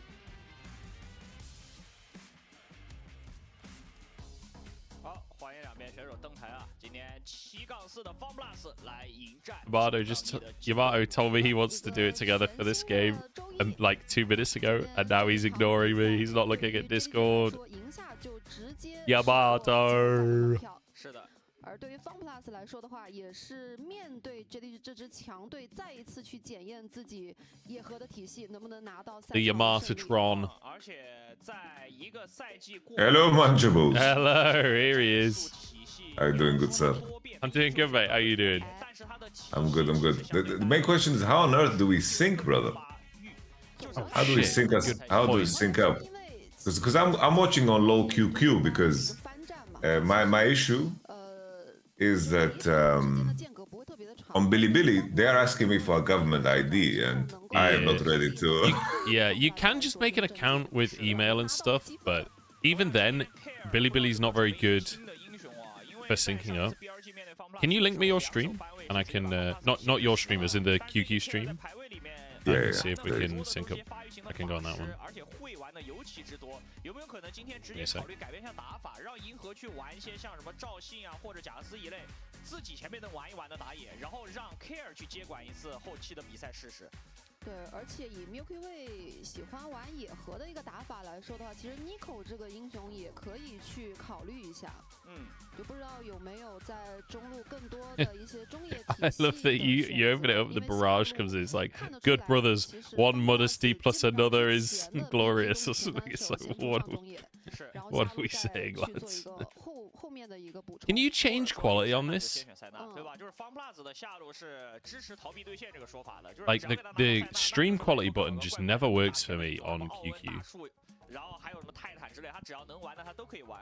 然后塞纳就开始游走，去尽量的围绕打野玩游戏。然后中路的话有尼克卡尔玛，就是这两个，没有的话再看。反正我感觉安妮是不能选了，上一次那个安妮拿出来效果太差了。看一下斯莫德，包括卡尔玛、I can't even find the stream here. 因为其实以 ruler 的一个打法来说的话，这个版本如果能拿到斯莫德这个英雄，对于 FunPlus 来说前中期就是有一定进攻压力的，就可能对于千珏这个英雄的需求度就非常的高。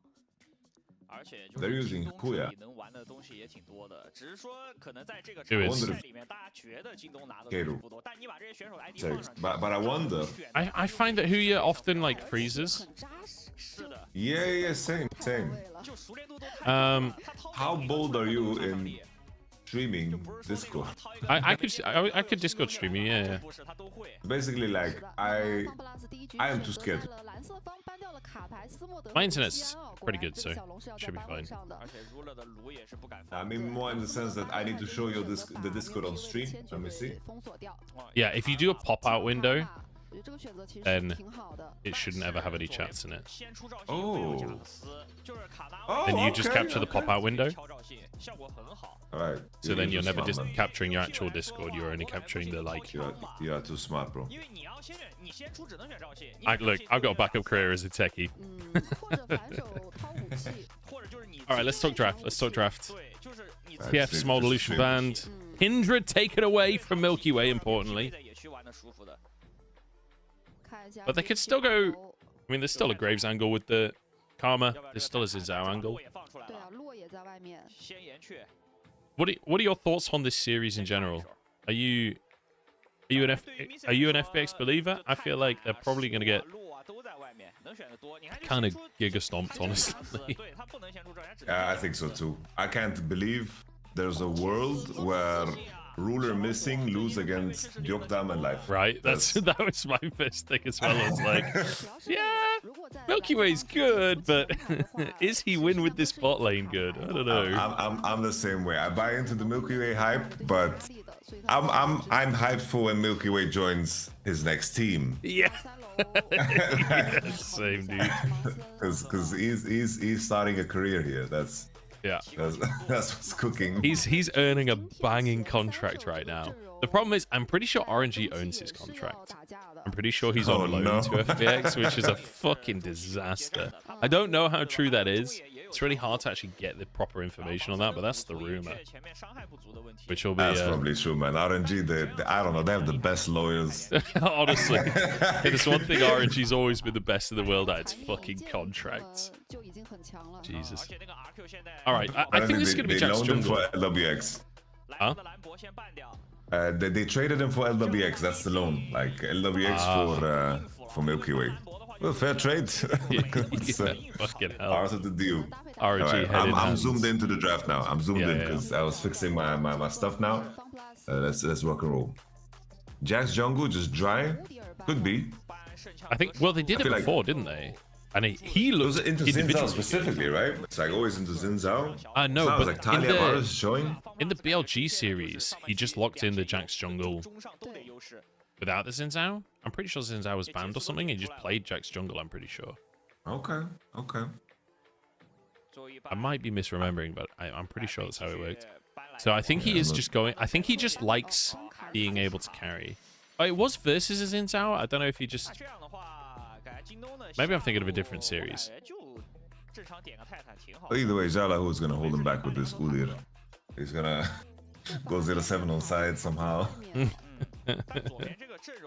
Yeah, it's gonna be Shallahu Jace top. Or, unless it's like Karma Israel. Care takes Jace mid, but I doubt it. Okay, Flandre, what do you got? A big mall fight, no? I guess it's fine. Just go for it. So all my homies, right, in my chat, they're all like, FPX gonna destroy them. I just put 5k on them. Like, relax, bro. Like, Kanavi has had a great regular split too. Yeah. Again, we keep on seeing Zeri recently. I guess, like, you know, a lot of AD carry bans, but there we go. I think you might. Are you watching on? Oh, are you sending me a stream? No. I'm watching on your Discord stream. Oh, okay, I'm streaming your Discord stream right now. Okay. Yeah, it looks clean. Okay, good. I was just double checking. I wasn't sure because you predicted the Mal fight like way ahead of time. I thought you just had a different stream.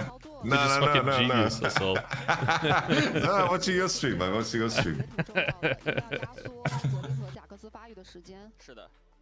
All right. I will say, I watch way too much LPL. It's just funny as well because Flandre's literally not even played Malphite this year, but they're not wrong. Not fucking wrong. I will say, lots of rocks. That's one thing they've got going. Yagao and Flandre, both rocks. So that's very nice. True. Very true. Maybe Yagao, since he can control rocks, can like mind control Flandre. Play for both of them. How do you feel about FPX so far? Like, not FPX, sorry, JDG. Like, I think Yagao has been solid. Yeah. I think Yagao is Yagao. But Flandre is not 369. No, he is not. That's the problem. He's decidedly not 369. I feel like he has had some good games. Like, it's not been all bad or anything for Flandre, but it's definitely not been like... The problem is the bar by which we have to judge this team is so incredibly high. Like, I just don't see this team beating BLG in the long run. But then, I don't know. When it came to that BLG JDG series, it did look way closer than I expected it to be honest. Yeah. Like, I feel like maybe they just level up for that series. No, that series was mental. It's like one of the worst, best and worst Dariuses at the same time. Exactly. Those are the best kind of series. Those are always the best series. Yeah, for sure. Yeah, I don't know. JDG, I don't really trust them right now. I feel like they are... JDG to me feel a bit like an LCK team right now, where they're trying to play as slow as possible and like trying to make as few mistakes as possible, but they're not really achieving that. They still are making mistakes, so it's like they're slipping. It's like they have an easy cheat code to just grind out wins, but I think in the long term I can't believe in that against like the top end. Like at MSI, if JDG somehow make it, I think top esports right now is better than JDG. If they somehow make it, I think they're gonna be like the weakest coming out of like LCK and LPL. Yeah. Aside from like weird stuff on how the bracket turns out, I definitely feel like it's BLG top esports for me right now. Yeah, but for sure. Same. I'm definitely biased because BLG is basically just like Suning 2, and the top esports has always been my favorite team, so it's hard for me to tell if my preference there is just showing through as opposed to anything else. I can love top esports, man. They're my favorite team. So favorite team. I don't know if you watched the first series today. I'm kind of liking OMG right now. Like they're not clean, but they're kind of fun to watch. I feel like they've had a few really fun series. Yeah, they're not too shabby. They don't quite like. I like that Angel finally locked in Twisted Fate, man. He had so many spots to lock it, and I think that he's good at it. Like that's my favorite champ on him. Oh, good flash from Missing. Ruler's level 1 somehow. Yeah, I don't quite know what happened. I don't understand how Missing got 2 without him. I don't know. I didn't even see him like misposition dramatically. Did he like sweep a ward on his own or something like this? I don't know, yeah. Okay. Big damage. Life Wing fucking Missing after the combo. He should W Ruler. Yeah. Yeah, Ruler's there with Halo Blades. Just fucking 3 autos and an E on Doctor. Doctor's like, great. Cheers for that, bro. All right, let's talk comps, because this is a fucking weird comp from FPX, to be honest. Like, a lot of poke with the Jace and the Karma. Milky Way's back on the Jax, which individually he's looked really good on. It does feel like quite a lot of scaling aspects. I do worry that they'll lose control of the game before that kind of shit comes online. Oh, God. Oh, shit. We'll have to talk draft later. Oh my god, they get away with it? No. Okay, missing goes down. He's gonna die too. Oh! And Kanavi hits these. Easy. Too easy. Just walks it out. Oof. Okay. Yeah, draft-wise, I don't get the jacks. Like, I get the jacks, but I don't get the jacks. Like, enemy showing Talia and Varus, and you want to play jacks? Yeah. That's psychopath behavior. I don't know if this is gonna work. Okay. Milky Way's gonna die for this. Okay. Are we saying that's worth? I don't know. If you FPX, it's like... I think you take any money you can put in Milky Way's pocket. Oh my god, Kanavi's already got 2 kills on Lee. Oh, this is so unbelievably doomed already, man. Oh god, it's so fucking over. We got 1 kill on a Malphite that TP'd in and only lost like 2 minions. The enemy team's got 3 kills on Kanavi's Lee Sin. What the fuck? I told my homies in the chat, don't put money on this. Stay away. FPX, like, they are definitely a little bit of frauds there. Milky Way's legit, but everybody else, no way. The problem is, I'm doing like, yeah, I think life is decent. I think life is decent. I think life is getting kind of railed by the fact that he has to play with Dagda. Fair. I think he's had some really good moments, but the rest of the team, I'm not on board.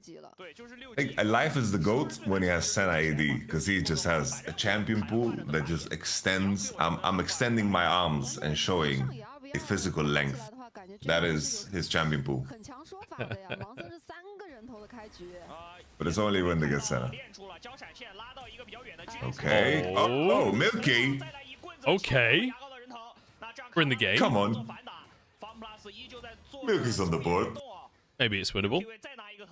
Just expose your cow. Bro, if Milky makes a win out of this game somehow, just give him the MVP of the split already. Like, the funny thing is, like you say, I really don't know if it's possible on Jax against this comp. It feels like a really hard game for Jax to win. But somehow, because it's Milky Way, I can almost believe it, you know? Honestly, I felt the same way about some of those Kindred spots that he was playing. Yeah. When he just, like, was it... I can't remember who it was. It might have been Angel on Azir that he just, like, jumped over the wall and 1v1. Yeah, Nash. That was sick. What the fuck, man? Okay. Whoa, Ruler. Okay. Interesting. We flash like that, Ruler. It's the killer instinct coming through there. He forgot he's not playing Kai'Sa. Yeah, I'm such a big Ruler fan. I feel bad for him, you know. It's like, imagine grinding out the previous year, losing 1 BO5 against T1, and now you go into this year. You have to grind it out again, but you just know your chances are worse. Yeah. Oof. Okay, Xiaolahu. Nice flash. Kanavi, he's not level 6 just yet, but he's got to be close, right? Does he get it off of this wave? No. You can't crash it on time, right? Kama's coming. Yeah, I think this is over. I think at this point he just wants to crash it just so it doesn't... Just so it's not in a terrible spot.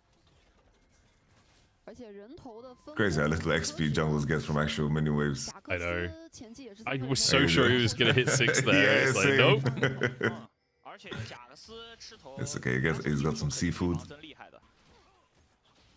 I read a Reddit thread yesterday. Someone was complaining about jungle XP and how it works and how you can be so far behind in metrics and yet even or ahead in XP somehow in jungle. Like, I was curious what your thoughts are, because this is not my area of expertise. Good flash. Milky Way is always on the screen. No, I think the share on waves is a little bit too heavy-handed. Yeah. It's like the experience you get from like interacting with lanes is a bit strange. So you are so incentivized to always clear your camps, and if your teammates like steal them or you lose them, you fall so far behind. Usually after your tier 1s fall, it's like all your jungle camps are contested, your teammates are stealing them, it feels bad to play.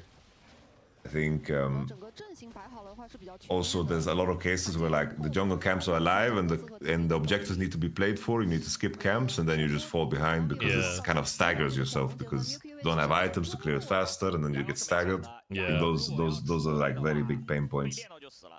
I feel like jungle camps should also scale with time, not only every time they are killed. Yeah. And then I think it would help.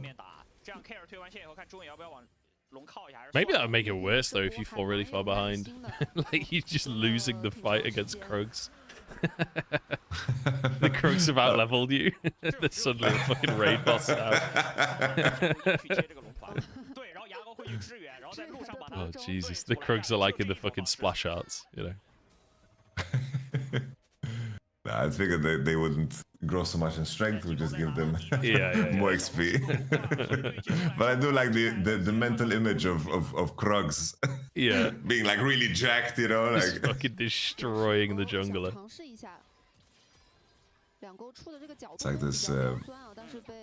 My brother had this thing for a while where he just on WhatsApp kept sending me like pictures of like jacked bodies, but they had like heads of pigeons or heads of random birds, and they would look like really goofy. I don't know why that was the same for a while, but that's how I imagine the Krugs. I like it. Bird brains, but hench.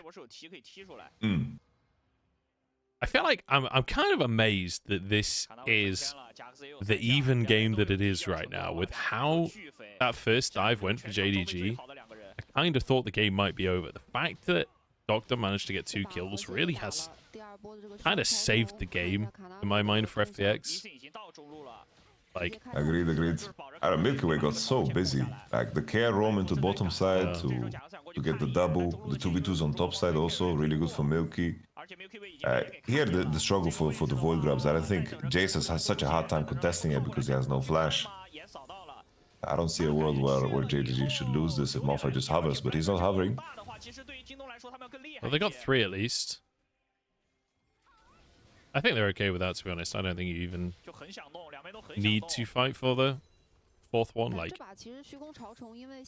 agreed. I like the keeping the position on the midway first, and gives you option to also cross into bottom side. But it seems like they're just basing. Oh, this Jax is looking scary, man. He got it done somehow. Yeah, I mean, where there's a Milky, there's a way. Okay, we hit the ult this time. He's surely just dead, right? At least he managed to clear the wave. It's better than nothing. Yes, I'm not a believer in the Jace, bro. Like Jace in general, I think it comes with so much risk. This champion is so scary to play, in my opinion. And I don't feel like it's as rewarding. It's like your Cyrilda's buy just doesn't pack the same punch. Your EQs are not like Oppenheimer nukes, you know, like they just don't break the game as they used to. The logic, I think, on the like new Jace, isn't it like, I'm surprised to see the Eclipse, isn't it like you're meant to go like opportunity first item or something? From what I saw, there's like a Dobby video about it. I can't exactly remember the builds. It was all about like attack speed. It was all about trading during the laning phase. But I feel like if that's the logic on the pick, and you have to then play into Malphite, it's kind of like, okay, well, it just doesn't work, right? Like, our win condition for the pick and like the huge lane advantage we're meant to get just doesn't exist. That's like the electrocute tech with sudden impact works really well against squishy targets. You rush like opportunity, but the moment you play against tank, you need to go Conqueror or First Strike, and you need to pivot, and turns into the same old Jace. I like Jace, but comes with a lot of risk. Like your team needs to play well, you need to play super well. You die once, you are destined to die many times. like even Zeus against RNG. He died to that Sejuani level 3 gank, and then, I'm gonna die 7 times this game because the enemy can choose whenever they want. Yeah. You're just so vulnerable, especially if your flash is down, you're just unbelievably vulnerable. Alright. I wasn't sure if he was going to try and go for a dive onto Flandre then, I was like, don't know how much I like that. Flandre's ult is up. I like the stack from Jason Karma. They both have very early blue trinkets. They're just dropping them in topside jungle. It's giving them a lot of information. Because usually those wards are very tough to place in the enemy jungle. And just Raptors being spotted there. Yeah, it's not often you see a blue trinket this early for solo lanes. Yep. Yeah, good spot actually. Honestly, it's kind of genius. Yeah, I like it. I like it a lot. Yeah, I like it a lot. Okay, Flandre just 1v1ing. That's kind of crucial though, because I mean, Flandre must have known the Milky Way's topside. Like, chunks him out, also clears the wave, kind of denies an opportunity at a dive. I don't know how much of a dive window there really was, but it's not too shabby. Especially if they're mismatching. I just wondered here if Flandre has a bigger threat if he just keeps TP and just walks through the wave. But I can see a world where he believes it's like awkward if he walks and Jace is hitting the turret and then he has to cross and then maybe Jace Karma can pressure him, but I think it's a big investment if they choose to do so. Yeah. Just Flandre's TP could be like a way for him to get out of the lane. I think this is what he should look for.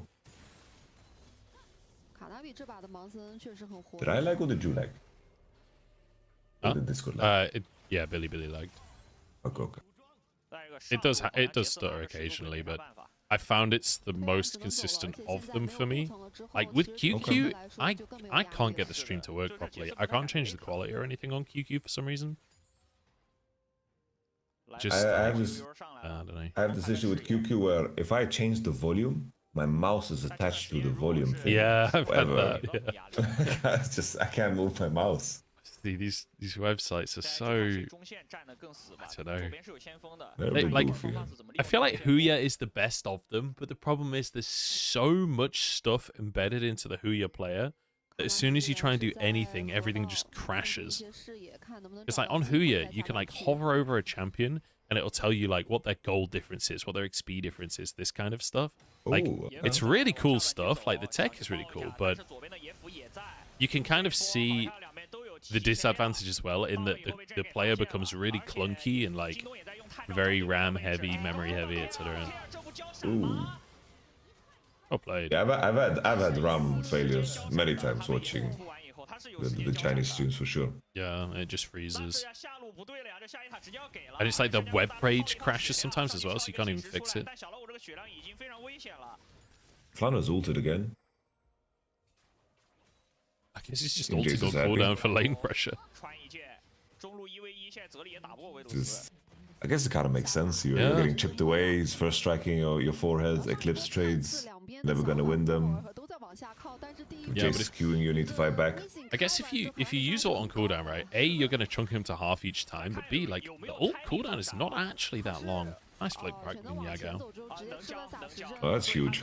But, like, you essentially set up for potential lethal next time you have your ult up, but also, if you just get a Q in, just walk up and get a big trade with your shield, like, you can actually, like, people always forget that Malphite can really force people out of lane if you can get the initial chunk down. The Q harass is pretty obnoxious. You just have to sell the champion in the right way. It's like, Malphite has a all damage purpose Kanik Rooken in his passes.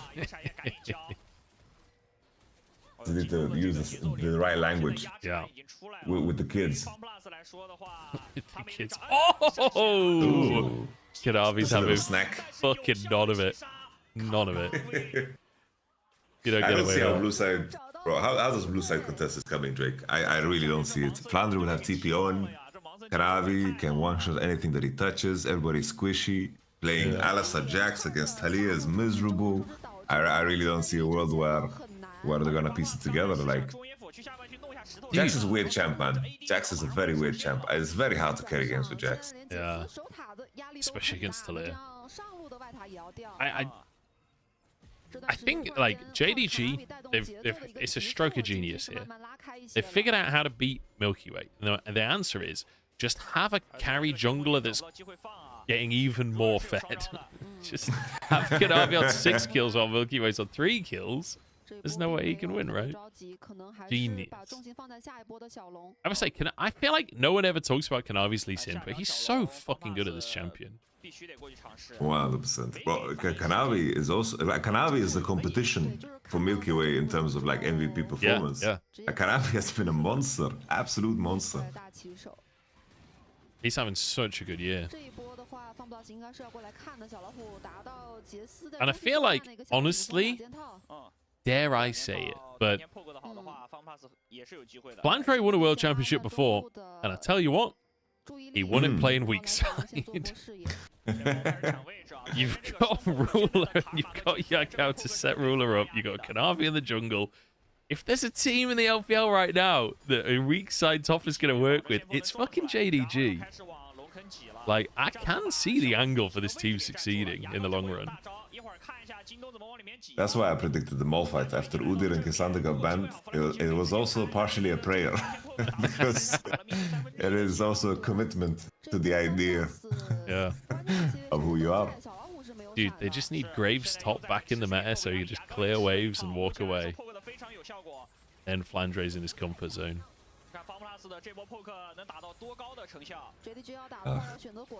There's some top laners that have won some world championships, man. They certainly are. I feel like that is just the way it is. Oh, hang on. Oh, that's a cool result.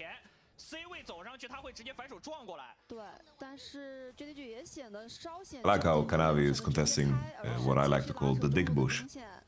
The dick bush, nice. Very common in the LEC and LCS as well. That's like everyone's just showing on the mid wave, but you need to make them pay a price for entering. Okay, Flanders.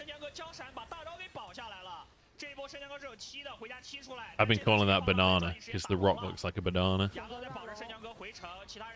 But arguably, so does the dick. You need to cast an official broadcast, right? Don't let me infect you. Okay. Oh, triple. Oh, huge. Ruler and Yaga are still alive there. Oh. Oh my god, this fight's so messy. Dogdam's dodging everything. Honestly, we can see a little bit of the flaw of JDG's composition. It's like if Varusult Morphight doesn't get like value and they like actually one-shot the target, these long fights are very good for FPX. Yeah. I mean, that's where Jace really comes in, right? Like, yeah. Chalahu and Care do so much poke damage. See, like Varus got nothing done with Varusult, he missed, he whiffed.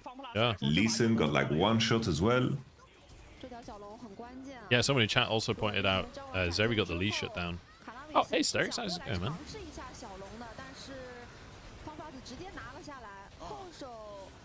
Boom. Wait, do we want a clean feed? You've got a clean feed?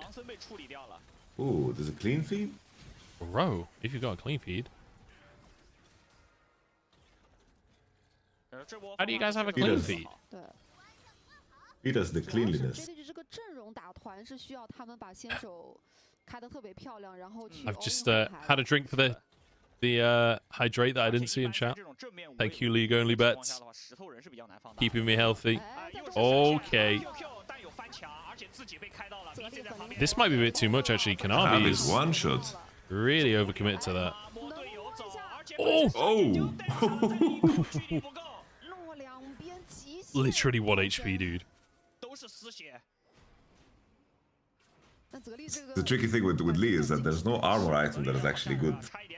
That's the biggest Lee Sin problem in the game. No armor item is good to buy. Yeah. I guess GA is like your closest thing to good. That's so expensive, right? It's like 50 armor for 3.2k gold. It's tough.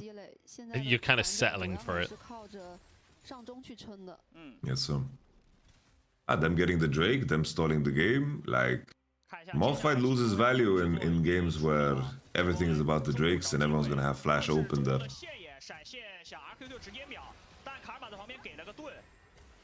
This is pretty great from Kanavi. Yeah, honestly, no vision. In fact, no, there was vision. There was vision behind the brush, so you should have known the rest of the gang was there. I wonder if he thought he could just, like, get the one shot. Like, maybe he was hoping for second Q with R kind of thing. I don't know. Not sure. Not sure. Feels really hard to threaten objectives actually as well. They have so much wave there. As in like towers anyway. No flash on Dagda. I think no flash on Jalahu, no flash on Dagda. Makes everything so dangerous for FPX. No TPs as well makes it awkward. They're being like forced to group against a Varus. Yeah. There we go again. Man, this is a stalemate. This is a full-on stalemate. Drake's up in a minute. I have this thing where I say, you know, there's some AD carries that like to auto-attack, and they don't hit Varus ults. Viper, Ruler, these guys, they like to auto-attack. They don't hit Varus ults. Well, they can't have it all, man. Unfortunately, lethality ain't it then.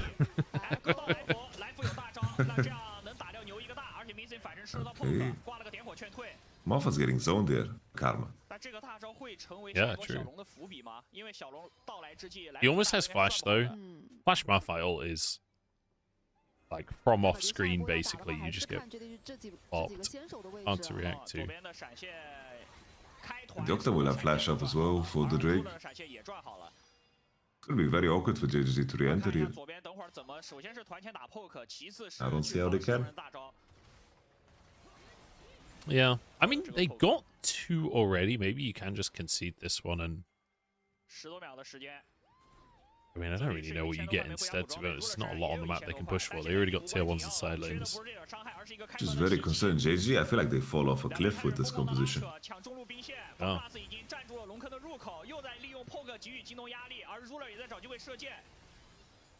I'm seeing the Milky Way angle. Okay, hook on Milky Way. Ease. This wall just sucks. I feel like good Taliyah ults are rare. Even from good Taliyah players, good Taliyah ults are rare. It's tricky. Too much physics involved, man. I think there's a lot of variance based on like what your team does as well. All right, JDG. Somehow get the Drake. I don't really know why FPX just decided to commit to the tower instead. I feel like they could have fought harder for that. Yeah, I think so too. Especially with Dagda and Flash, I think they could have invited a little bit more there, but after that Varus Q went through life, maybe they just got too scared. Yeah, I will say that is... Sorry, go on. No, I just want to say, like, I think when they actually took the river, I think they should have just let Zeri go on the midwave alone and not give up river ever. Because the enemy can't really force on Zeri and you just keep the position. If they overpush on Zeri, you just collapse on them through river and you have a good time. I think they could have punished the enemy much harder for entering the space with Karma Qs and Jace. Yeah, I agree. I think as well, just the fact that you've given up a 3rd Drake and it's Mountain Soul and you're playing lethality Jace, like lethality Jace is gonna fucking struggle later on against a Mountain Soul. I don't know if you can actually ever kill this Malphite if he gets Soul here. The fact that there's only Karma as well, magic damage. Wait, who the fuck is going to kill him if he just stacks armor? Yeah. It's like this Zeri as well. It's not finishing LDR or IE preparation for the game-deciding fight. Yeah. I don't like the shield ball buy. You need to believe in your Karma and yourself a little bit more, I think. Yeah, shield ball is one of the most fake items in the whole game. Oh, I see it now. I see the angle that Kanavi was going for. The like 1v3 all in onto Dagda. That was to mind control him into building shield bow. That's what the play was. Munch, you're basically a scientist, man. All you gotta do is one half all in, change the build. Oh, lies! Zala, who is greedy? Hey! Okay. Oh, this is a big Malphite ult if you can find the angle. They have no DPS. JDG has no DPS. Oh my god.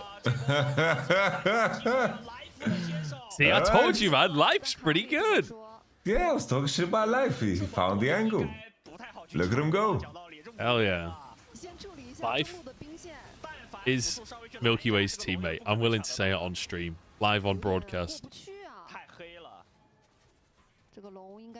That's Baron.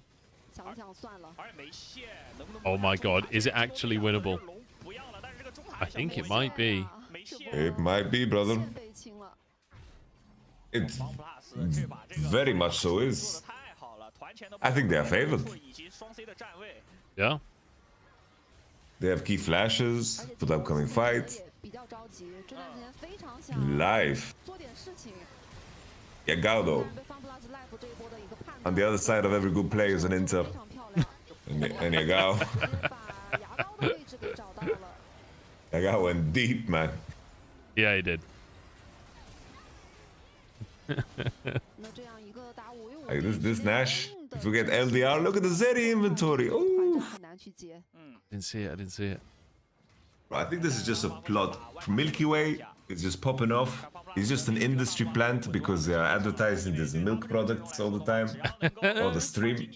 I actually and then tried he fucks those. the enemy, which is an ad for Durex as well. I actually tried that milk stuff in China. It's pretty good. It's literally milk. Like, okay. I don't know why they're advertising quite as aggressively as they are. It's fucking milk, man. Like, some of them are flavored and stuff, and that's great, but like, it's like, you know, one of those milk yogurt drink things. It's really not a unique product in any way. It amazes me that they advertise so aggressively. I appreciate it. It's gamer It is milk. working though. It is working, bro. It is working. I want to try it. I want to try it. Fine. If you like milk, you'll love it. Bro, I'm gonna eat my words here, man. JDG is about to lose the whole game. I don't see them winning this coming Drake fight. 3-core on everybody. Everyone's turbo fed. Red has fallen off a cliff. I feel like Rule is really struggling to have an impact as well. Yeah, he's just playing Varus. Could hit some Varus ult, sure, but I'm not even sure if he has that much more of an impact on hit either. Okay. Oh shit! Flandre being the target is really good for JDG. Oh. That should be Drake. It's just the goat.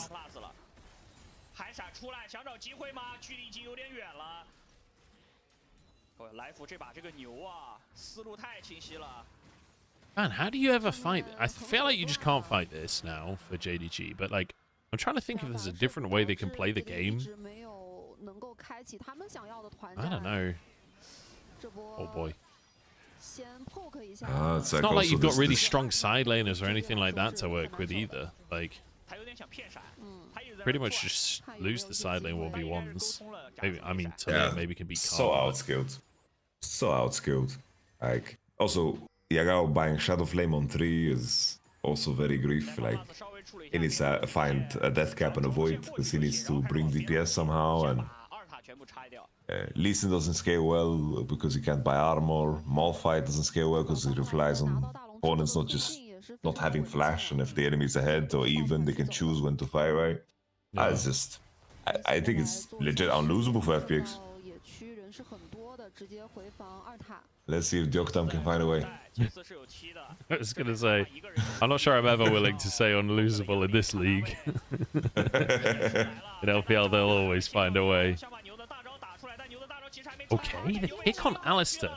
There's almost no games where that's a good thing, but Konami's found the angle. Defended off the attack.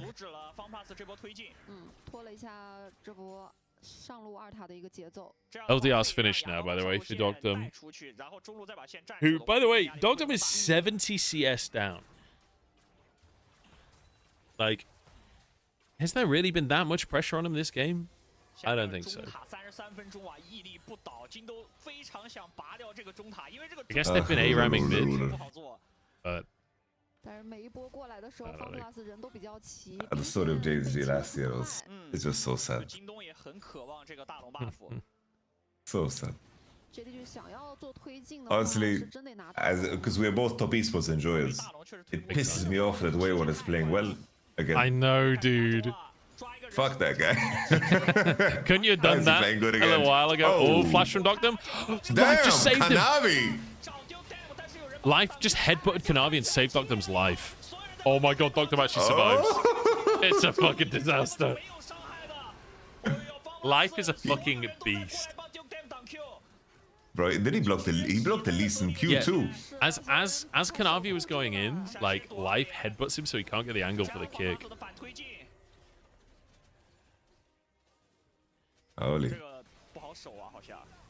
This might be the first game where Milky Way doesn't get MVP. Life definitely deserves it. I think Milky Way will get it anyway. Need to feed the plot. Yeah. And like he did have a pretty fucking good early game too. Yeah, it's fun. I don't know if people will have noticed the Life plays. I feel like support plays always get unnoticed unless they're really obvious. Not over yet. Let's take another look.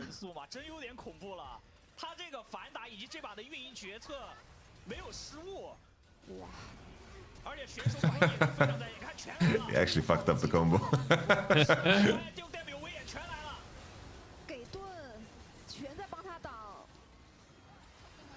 God damn. It feels like the rest of the team just can't participate as well. Like Flantre and Kanavi go so deep, everyone else is kind of just watching. Like they can't go that deep, they can't follow. Okay, no flash on Dagda. I think JDG needs to try to win the game. Not like this, but maybe it works.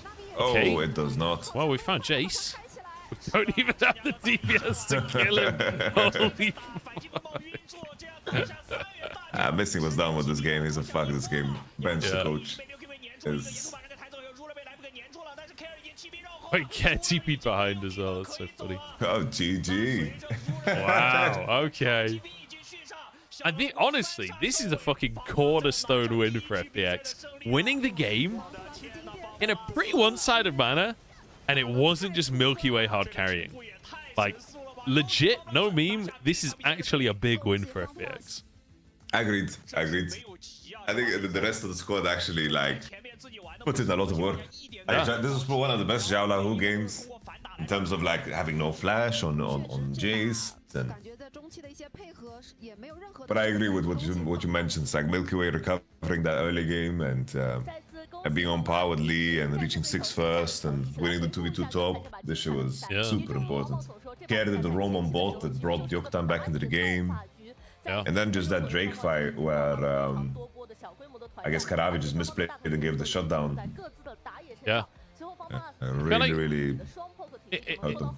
There's argument in terms of the MVP conversation. There's arguments for Life definitely in his role within the team, but I definitely I feel like Milky Way, like you say, winning the early game. Essentially, if Milky Way doesn't do what he did in the early game, the game falls apart so fucking fast for FPX that I'm not sure Life would have had a chance to influence anything.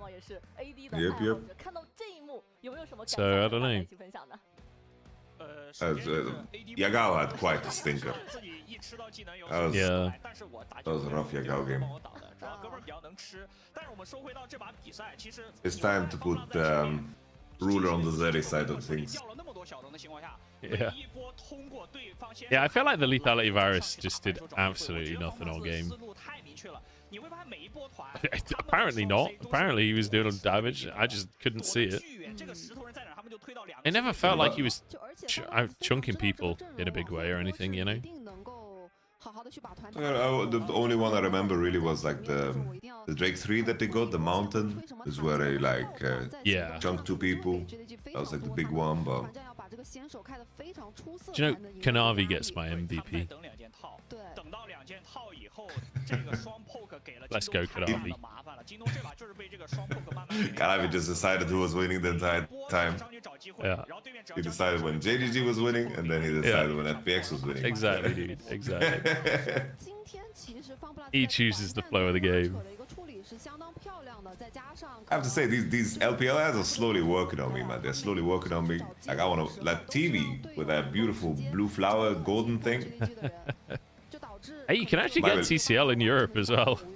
Like, really? that is actually a brand that's in the shops. I'd never heard of it, and then because of all the LPL ads, I noticed when there was one in the shop, I was like, oh, TCL. I was like, fuck. I've been programmed. Yeah, literally. Fuck. Just apparently, in China, one of the biggest things is just sheer brand awareness. Like, advertisers are happy to just pay a shitload of money to slap their logo on absolutely everything. And you can see why. You can, like, kind of see it working to some extent. Hell of a thing, man. I worry when we're gonna enter into a Blade Runner world slowly.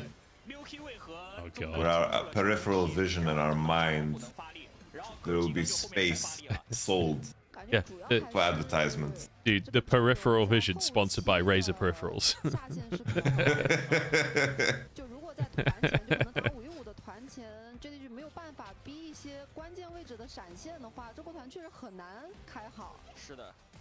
Kanavi's doing some fucking damage. At first, I didn't realize that he got W'd. I was like, what the fuck was that? Chinese Lee Sin combo? Like, no. Flew. I was like, did I blink? Yeah, no, life saves the fucking day. Great headbutt. This is my argument for Life MVP. I think Life should be MVP this time. Even though early trading, he was fucking headbutting support instead of AD carry. No, he had the game-winning play for sure. Game-winning play. His fighting was damn clean. And this matchup is not supposed to be easy, but either way. No. Come on. Let's have it. Give me my Life MVP. I'm desperate for it. Kanavi's desperate for it. He's looking at the MVP numbers. He's like, come on, give it to Life. Don't give it to Milky Way, surely. Are they gonna feed the narrative? I think they'll just give it to Milky Way. Because the 2v2 mid, the 2v2 top and then the 2v2 mid both were like big Milky Way plays that kind of changed the flow of the game a lot. I think there's a reasonable argument for either. I don't think, if they give it to Milky Way, I don't think it's egregious. Agreed, yeah. But I think Life's earned it. Yeah! It's your boy Life. Let's go. Okay. You know, I love it. This might sound weird, Munch, but I love it when I'm wrong. Because I say things about players and teams and in games from a very genuine place. And for me, now to see Life perform good in a game, I think that's honest, and I allow myself to change based off new information. Yeah. It's exciting to me, yeah? Dude, I also feel vindicated because for a couple of streams now, I've been like, you know, I actually think Life's pretty good. I feel like I feel like everyone's on the Milky Way versus the world narrative and Life's just like lumped in with everyone, but I feel like he's playing well. And then he gets a fucking MVP game. I'm like, yes! Yes! That's what's up. Yeah. 2 junglers, look at that, 2 jungle votes. Yeah. Non-life believers, boo. They're just following the narrative. To be fair, I do think he played well. Again, like, I don't know if this was the Jax angle, but Milky Way makes it fucking work. Crazy that he's playing Jax in the fights like it's a fucking Malphite. It's all about the Counter-Strike jump.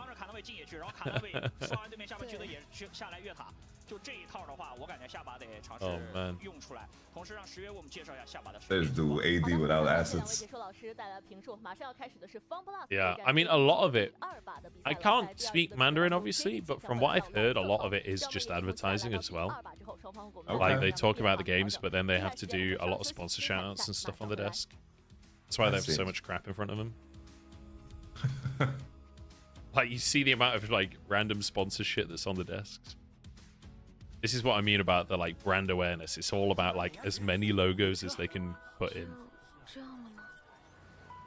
I wish we had subtitles for this ad. I really want to know what they're saying. It's something about, he's like, someone translated it to me, and it's basically like, do you want a duo? And it's because the like game on sign comes on. They're like running to a LAN cafe. They're running to a LAN cafe, and they're gonna duo. Okay. Nothing to do with sex, guys. Just because it's a Durex advert doesn't mean it has to be about sex. Okay. They're gonna duo queue, guys. Nothing to do with sex. Oh, that's fucking brilliant.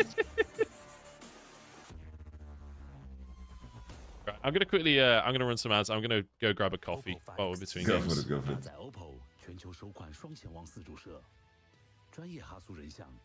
What is this ad? Bro, why does it sound like the guy in the ad is talking from someone's basement?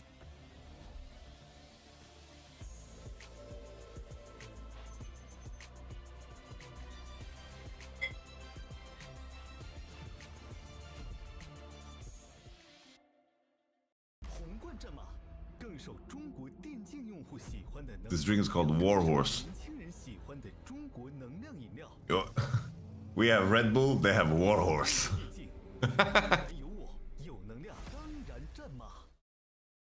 Warhorse.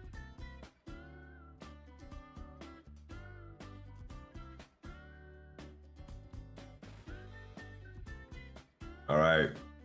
Will JDG recognize that the ruler needs to carry the boats and the logs? Honestly, big statement win here for FPX. Big statement win. I agree with Munchables' take, man. Like this was a big win because, like, the effort was divided. You know, the effort was divided. Like Zhao Lahu had one of the best games that he played.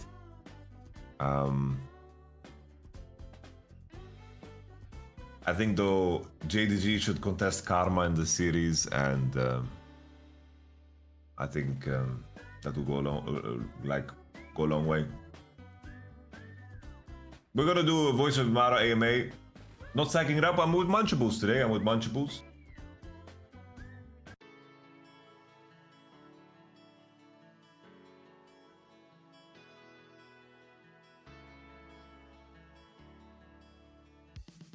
Hello， 各位壮士们，大家好，欢迎回来。马上要开始的是 FunPlus 对战 JDG 的第2把的比赛了。在刚刚的第1局的对局当中，是手感火热，先下一城，其中 Life 也是拿下了第1把的 MVP。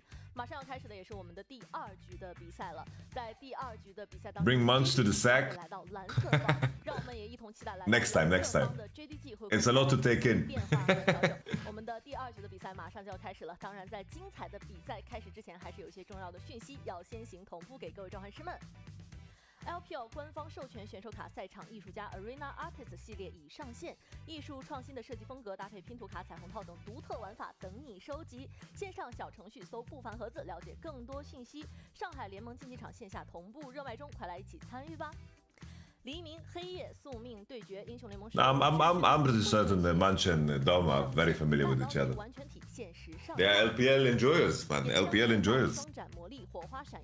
But Gilius and Munchables, I don't know how that interaction would go down. 洪荒怒焰现已上线游戏商城，快快进入游戏，释放你的怒焰吧 ！Munchables, did you ever have an affair? 比赛了，在第1局方块众人确实是非常的集中啊。那马上要开始的第2局的比赛 ，Rita 觉得京东有没有什么可以调整 ？With a tall woman. 在第2局 JDG 选择来到了蓝色方嘛，来到蓝色方之后。感觉依然还是要选择搬千珏的，然后 Life 这一手兰博是基本上很多队伍都会选择去封锁的，是的，然后可能看后面能不能去换一些班位吧，可能像这之前赢的很多比赛，他们是习惯性的打一些后期的阵容，但上一把呢，可能就是第一是比较集中于前期要做资源的一个争夺，还有一个就是更多的经济可能集中在了盲僧一个人头上，所以双七其实的发育并没有那么的好，可能也成为了一些隐患。就在这一局，不知道会不会继续把他们的这个思路转换成他们以往熟悉的一些。Agilius is such a character, man. Like he belongs in some sitcom.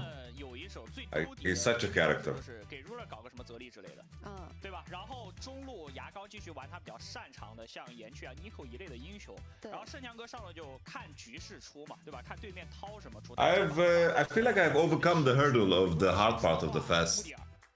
Like I think I'm looking forward to my meal tonight. 卡牌这把应该还是拿不到的。You watching LEC today? Yes, yes. 而且 FunPlus 大概率不会放卡尔玛这个。Guys, if you haven't seen it, I do rundowns on YouTube. You guys can go check it. 卡尔玛效果确实很好。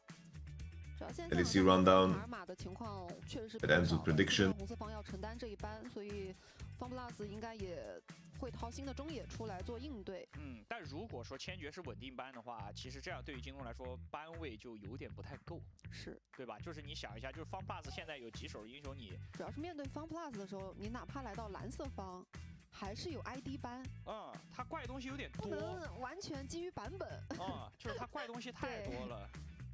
然后下路的 FunPlus 的选择也比较。Yeah, the coffee, the no coffee, no tea, no water is definitely like the difficult part. 双人组的选人方式就是不要琢磨它，你直接帮他玩的最好的几个就行了。我觉得就针对上中野组。 All right, here we go. 对。那 JDG 来到蓝色方，千珏没。 Here we go, ladies and gentlemen. Kindred out, Nico out, Senna out, and JDG on blue side with Kama out. Is this gonna be the Kalista game? 都很到位啊，两边有艾希了这把。 Wow, Ash. Ash, because they're gonna pair it with Kalista or Varus. 又有什么怪东西拿出来抗衡这个艾希？这把中路是有异化师的，要出吗？要把维鲁斯先拆掉。先把维鲁斯锁了。 It's time to pick Kalista. 这边的话，下路对线基本结束。兰博先选。 Ooh, I like that. I like that. That is based.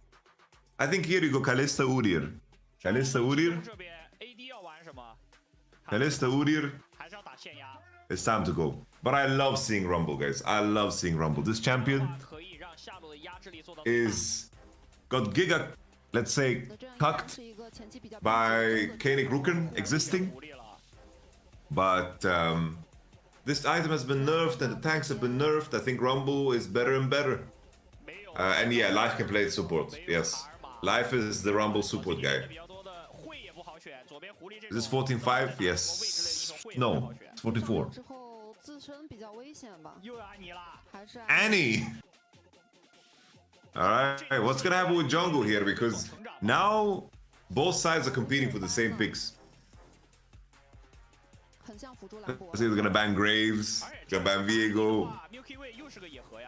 Are they gonna ban Jax? Jax Annie mid jungle goes hard. Graves out. Bro, Milky Way has so many champs to play, man. He's just the GOAT. What can I say, man? 右边也摁贾克斯，这是告诉你我有可能要玩赵信。但还有佛爷哥怎么说 Jax is banned. They ban Jax themselves, guys. It means Milky Way is picking Xin Zhao here on 4. So JDG, if they ban Xin Zhao, I think 4th pick is going to be Viego Elysian. So here, Xin Zhao on 4. The spear. And then the follow-up here. I think the fact that they picked Ari instead of picking Udyr, I think is insanity. Like, if we're gonna have some, like, washed fucking Aatrox into Rumble, I'm not a fan, but maybe they're just assuming that Zhao Lahu is not gonna play it. Vi Ari, very solid. Very, very solid. 中野的对抗性依然还是拉得挺满的。圣枪哥两个坦克都被ban掉，来鳄鱼了。 Reggaeton. 进攻阵容。Kenan. Camille. JC. I'm back, I'm sorry. Oh. Welcome back, Munch. We have a draft cooked up. Oh my lord, what am I looking at? It's a Rumble support. It's a live special. Okay. I'm fucking in. I am all in. Dude, we saw this before and it looked actually sick. Like, it was actually such a good game. He's legit. It's legit. I don't know how good it is against fucking Ashe Kalista though. Like, I feel like level 1, that shit is rough. But it's really good with Varus because of the ult combo, right? Like, Varus ult sets up really well for the equalizer. Later on, obviously. It's good with Nah. It's good with Tibbers as well. Why is not the optimized pick to snowball the advantages Kalista Ashe can create? And I feel like at 6 FPX is very dangerous. Yeah. They have some good buttons. I will say, for JDG, this is like very kind of classic default LPL snowbally picks. Like, really aggressive bot lane. You've got Vi with an Ahri and a Renekton. Like, even if it's not the best picks in the meta, it is, like, very comfortable for them. I wonder if they're... I grew up on Kanavi Vi, man. Yeah, right? Fucking... was it 2022? The 369 Kanavi run? Just where they were the top side team. Yeah. With Hope and missing. Yeah, Google. Yeah. Dude, I like Hope. I like Hope a lot. Hope is cool. Fucking Prince got to play Jin though. What happened there? It's not even Prince playing now, is it? It's Stay. Unless they brought Prince shit. back. I confused fucking Hope and Stay. Shit. Yeah, I think that's it. I think just WE and AL are pretty easy to confuse for me. Because Shanks and Hope went from WE to AL, like both teams in my head are WE. I mess up the names on the teams that are not in the top 3. Yeah. There's too many Zhao Lao Hus and Zhao Hus and Zhao Zhus. There's it's tricky. I know what you mean. No, but Prince played 2 Jin games. Like they brought him back to play 2 Jin games. Ah. I've been a little bit out of the loop this week, so I've missed that. But they've been playing a bit of Jin in general, haven't they? Because Stay played it as well, I think. Wandy like spamming the Bard. This Bard is mean. I like it. Yeah, it's kind of hit or miss. Like sometimes it's really good, sometimes he goes a little too deep. Like it's like Rakan, where you're so confident that you can get away with fucking anything that sometimes you just absolutely sprint it. It's the Did way you it's see that gotta Milky be. Way Chroma, bro? He's got that McDonald's color scheme. I don't see how these homies are gonna operate bots against double Halo Blades. Yeah, this is going to be the most Rumble is a melee champion lane you've ever seen, where Rumble really doesn't get to ever do fucking anything. I like the way how you put that. Like, I feel like Rumble is often in the top lane. He doesn't look like a melee champion because he's only against melee champions. When he's against real range champions, it's like, oh, I see. Rumble is a melee champion after all. There's so much deep meaning behind what you said, because it's such a deeper principle of the game too. It's like you're only a poke champ if you outrage the enemy team. Yeah, and sometimes exactly. the way the champs can become poke champs. Yeah. I mean, Ashe is another great example of that, right? Ashe is a poke champ, but not when she's against fucking like Jace and Lethality Varus and Zoe and shit like this, you know, that just far outranges her. Yep. Okay, 2 potions down for life. As the economy is in the dumpster. I always get scared when bot lanes play like this, when they ward try and there's no ward in the river, because Zenza could have like skipped camp and like cross the river on that point, but yeah, Kanavi's 4, so I feel like we so rarely see that in the LPL. Like, we quite often see weird pathing from the blue side to make a play bot.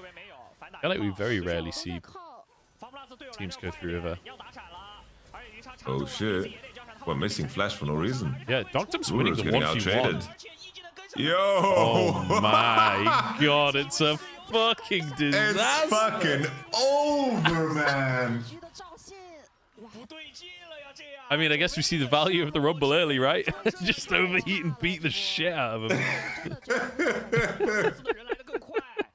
Oh my god, FPX are actually about to 2-0 JDG. What the fuck? There's so many minions that Ruler's gonna miss as well. Oh, the cannon's tanking. Maybe he can get there in time. Wow. Now this was so awkwardly played by Missing. Very awkwardly played. Ruler didn't dodge the spells, had to do so with no boots. And then Missing just wasted his flash. Missing read. Just okay. This is literally the opposite of game 1. This is the exact opposite of game 1. True, yeah, true. Like, this is exactly what happened, just with the scoreboards reversed, essentially. What the hell? Yeah, really weird for Missing. It was the fact that, like, he flashed out and then clearly wanted to help, like, tried to be a part of the play, but then obviously just gets hit by the Zhao W. And then the audacious charge. And boy, was it audacious. It was quite audacious. I like it. Audacious as fuck. That's Milky Way's slogan. Oh boy. Okay, wow. see ya. Wow. FF the game. FF the game. I didn't realize Rumble still has flash. FF the game. Life is the GOAT. He is the GOAT. Remember that time when we both agreed that this is a really hard lane for Life and Dogdom? I don't know if that's the case anymore. He just fucking runs at them. Just massacres them. Or was it flash? I don't even know, man. Bro, I spent the whole morning saying, you think Ruler Missing will lose to Life and Dogdom? So I said this maybe 15 times this morning. Oh god. And they've got such an insanely strong bot lane too. This is like the bot lane that is banned in every single draft. Yes. And they're just getting destroyed. I love this Rumble support. It's so fun. This series definitely, FPX is getting a lot of credit on my global tier list. A lot of credit. You got a global tier list going, have you? Yeah. Bro, I would love to get. Is that public or is that your? Yeah, it's public. It's public. Yeah. I'll have a look after the series today. I'm very curious. Ruler's just dead, isn't he? Although under tower. Oh. Ooh. Nah. Okay, they need some luck. They deserve some luck. Look at where the wave is, though. They're gonna. I don't see why you could just freeze that forever. I don't see why you should push that out.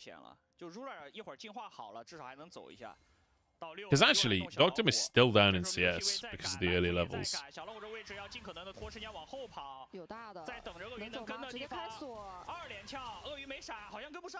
Is he just gonna 1v1 him? Does Flandre get an assist? Okay, Yagao saves the day. Thank God. I know. Something. Fucking hell. Oh no. Oh, Yagao!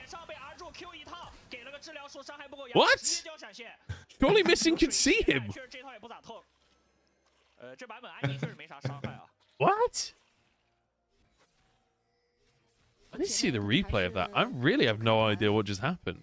Why did Yagao jump into care? Maybe he thought Kanavi was going too and they were gonna like all dive on. That was so odd. Genius of Yagao. Okay. FPX is super winning. Yeah. Let's see if they can hold on. Very hard to come back with blue side too. Like they need to snowball bot, chain that into a dragon, leverage via RA to maybe break some ankles, but now they have no chance 3v3 bot. It's the fact that Milky Way has the 3 kills as well. He's so good at snowballing the game. And Life is literally playing a jungler where he can just... Okay. Oh. Okay. You can do one of these, Dagda. You have not done any of these today, you can do one. They use a lot of ults. Hey, big. red buff denied. I just wanted to highlight how Milky Way's awareness of camps is so insane. Like how he tracks camps is so sharp. I really like it. Yeah. Okay, well, life is not 6. Ooh. Flash for flash between Milky Way and missing. Dude, my brain is just not working today, I swear. I can't remember players' names that are literally on my screen that are literally legends of the game as well. Like, what the fuck is going on? I'm starting my fasting today. Oh, really? The rough part is no coffee, no water. You can't have coffee? I need to get used to it. I guess this morning. Oh god. I need to get over the hurdle. Yeah, fucking hell, dude. If I had to lose coffee, what is it, like 40 days you have to do? 30. 30 days. Like, that's. I'd have like physical withdrawals. I think. Be like shaking in my chair. I think it's like good for the soul, you know, to abstain from certain things and to you know, renew your appreciation. Because I can see that. Does he get mega? Oh, it's close. It's just perma CC'd. I don't know if reggaeton is gonna be the one getting this game though. Oh my god. This is pain. Look at all of those minions dying. Every AD carry main in the world watching this in sheer horror. Watching Ruler fall behind in CS when he was... Ruler was 20 CS up before, now he's 20 CS down. Oh no! Oh no! Those arrows hit me when I play. Yeah. Oh god. Are they gonna get Dove now? Okay. Holding on by their fucking fingertips. Jesus Christ. I like that from FPX though. That they pressured the turret all the way, made people like really show up for the defense and then do the Drake on the exit. I like that. I feel like this is often the difference between good and bad Drake players, like whether or not you do something else first to force pressure. It's like whenever it's like a soul coming up, the top esports are ahead. Oh, my thoughts, Ruler's getting absolutely man-handled. Rip JDG. I'm just gonna keep talking. Yeah, like whenever you see top esports ahead, like whenever Drakes are spawning, they only ever do it on like as they're gonna recall from a play, as they're like backing away from the siege, they'll go and take the Drake as a consolation prize, but they never stop the siege to go get the Drake like some teams do. I think that's always the best way. I think that's a very big difference. I feel like with some of the lower and LCK teams, because there's like almost an over-respect. It's like, oh, the enemy will defend, they can defend, so they will defend, so we're not going to even like chin check them, you know? Yeah. And I think it's like the rules of the game never change. It's like you have to make the enemies show on the wave, make them defend by walking awkwardly, taking wrong paths, and then do the objective on the exit. Always deny limited economy. The Drake is not flying anywhere. Yeah. Kind of weird how Drakes always show up to the same spot. Like at some point, a rumor should spread that you go to this cave and hang out. Like the survival instincts are not there, not even slightly. And it goes against the nature of Drakes as well. Like dragons famously have a cave that is theirs and are very territorial. Why are all these different Drakes showing up to the same spot? Like it's just not what dragons do. This is the same Drake, but he just has a different mood. Oh, maybe. He works like a mood ring. It can't be the same Drake, because we fucking kill him every time. Or maybe he just respawns like everything else, you know? My wife is looking to get a t-shirt printed next time there's an event in Europe that she can come to. She's going to have a t-shirt that says Team Drake. She came and watched at MSI in London.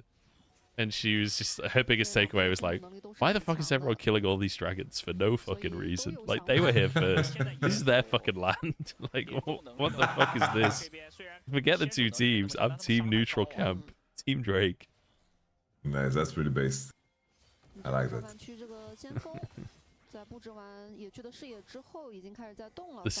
The Summoner's Rift Conservative Trust, or whatever. Conservation Trust, not conservative. Okay. Look at Legolas on the cliff. What do your L5s see? Yeah, JDG need to fight things like this. Like, when do you plan to be stronger? I don't know what the plan is. Yeah. I feel like FPX have done a really good job in this series to kind of elaborate on some weaknesses we've seen from JDG this year. Like, the fact that JDG are 9-1, I think, is highly misleading compared to what we've actually seen. Okay. Yeah, Gugu. Why? You have no spells. It's a little late on it. Oh, this is so hard for Kalista to play. Yeah. But like, the JDG are not very aggressive when it comes to like pushing the game forwards. I feel like teams like FPX that can actually put them behind, especially when they're running a comp like this, and start objectives, they're kind of calling the bluff of JDG almost.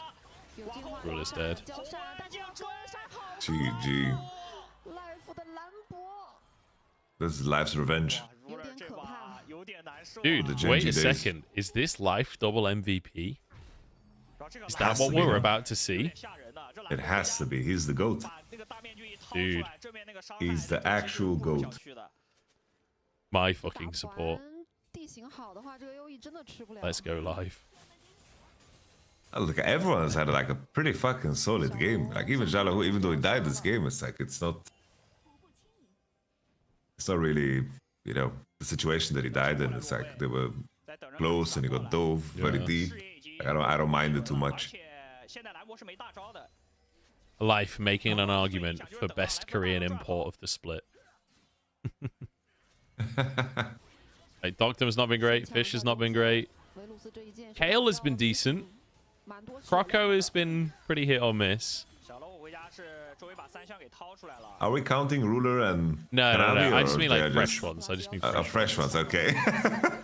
Obviously, you've got like fucking Rookie and Birdall. I'm done with NIP, man. Done. Yeah. Completely done. It's hard to believe.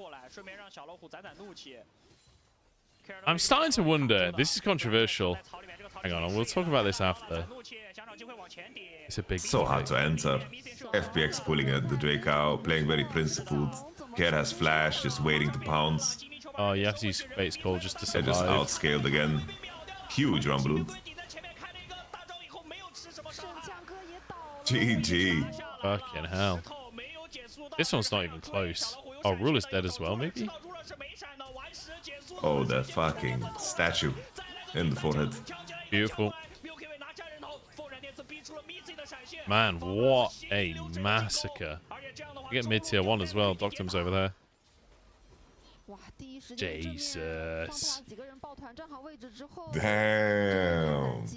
What a one-sided series. I'm kind of like, on the one hand, I'm like really impressed by FPX. But on the other hand, I'm also like, man, JDG. Where you at? Like, they missed. I just expect so much more. Like the two drafts that they played as well, really like just fall off a cliff if something goes wrong. And JDG do a lot of things wrong. That's the thing. Like, I'm surprised at the way that they're drafting today because, like you say, they're leaning into this style where you need to be winning hard early against a team that, like, statistically, if you look at the way JDG play, then you look at the way FPX play, you would expect FPX to win the early game. Like, they kind of are an early game team. This is their strength. So maybe that was the logic on these drafts, that, like, you know, oh, we'll bring a lot of early game power so we can contest them. But I think just scaling was probably the answer. Yeah, All right. Here comes Okay. Yeah, go. If they can finish Can you find the Care. Annie? Yagao survives. Kalista. Okay, Yagao does not survive. Kill Milky Way's Milky, gone kill really Milky, deep kill for Milky. this. Kill Milky, where Yeah, are I you guys know. going? What the fuck are they doing? There's the biggest shutdown. And he's This is so... Milky Way plot armor, bro. Look at him! He's Like, how coming has back! nobody noticed? What the fuck? Yagao This is just the Milky Way TP'd to the plot tier armor. 2 as well. Oh my god. 700 Gs. Why did nobody turn and just kill him? That's crazy. What the hell No is going on with flash. JDG?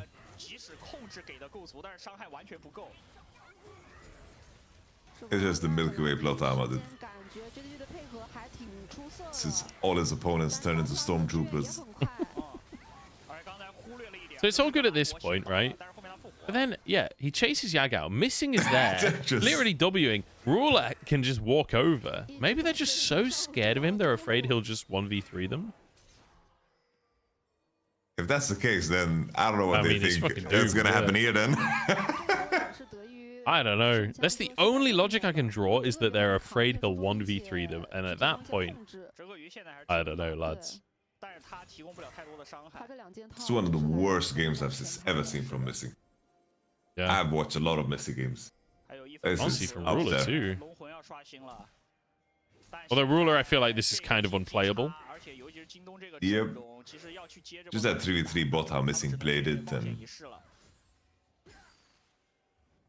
like Ruler could do one proactive thing that was like level 1 to 3 lane phase, and then like the Kalista ult where he burned Varus Flash. Yeah. And like they killed him. That was it. 哎，小人区先找到了一个机会，是 Care 有点落单了，被咬住，伤害够了。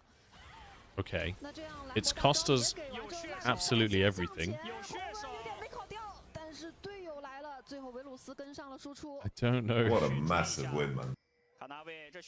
JDG as well now, just making desperation plays. They know that it's fucked. If JDG wins this game and somehow pushes us to 3 games here, like, even if they win this series, in my mind, this is an FPX win. Agreed, yeah. But it depends on how, like something fucked up needs to go down for them to win this Well, game. that's true. So, It would have to be that's it. FPX really egregiously losing the game, but... Basically, like win trading levels of atrocious. Hey, we've already seen that this split. I won't mention any names, but there was one particular series I remember that was questionable. Just mention names. See it? I think who it was. It was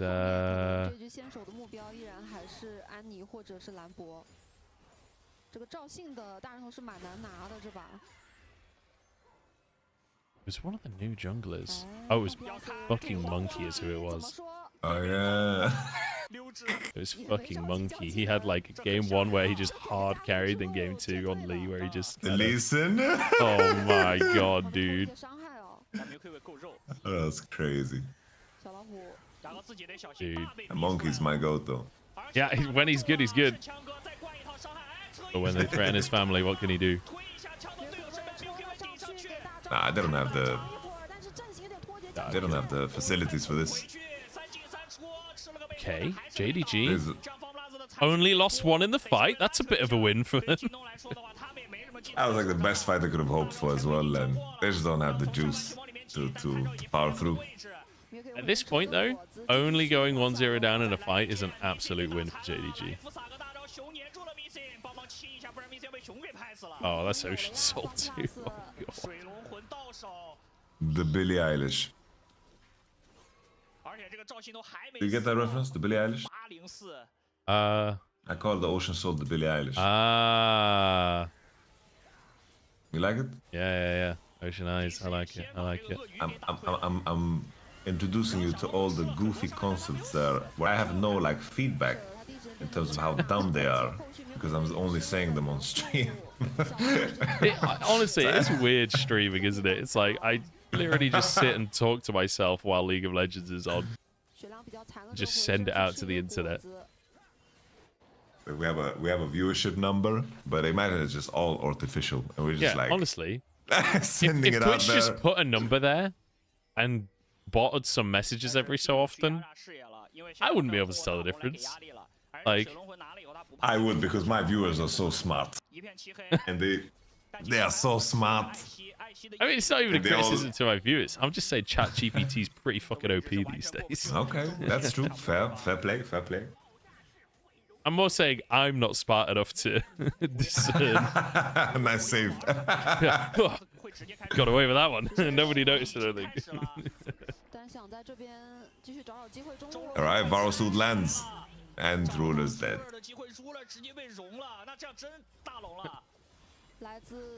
I just want to cry, man. Like, JDG. I really thought they would do more. It's amazing how much, like, I kind of missed out on... Hang on. Okay. Right, that's one for Yagao. We got the support. And one for Mankind. The Ocean Soul. Kill Tibbers, bring it down.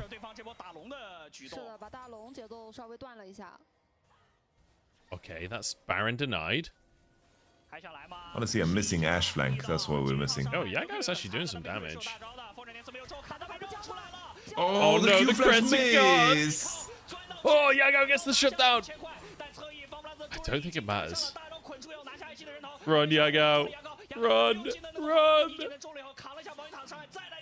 GG. God damn. Where was all of that earlier? Like, that was the best fight they've had all game, and it's like, you're already 6,000 gold down. Fucking matter the anymore. one fight without Ruler. Ruler is the problem.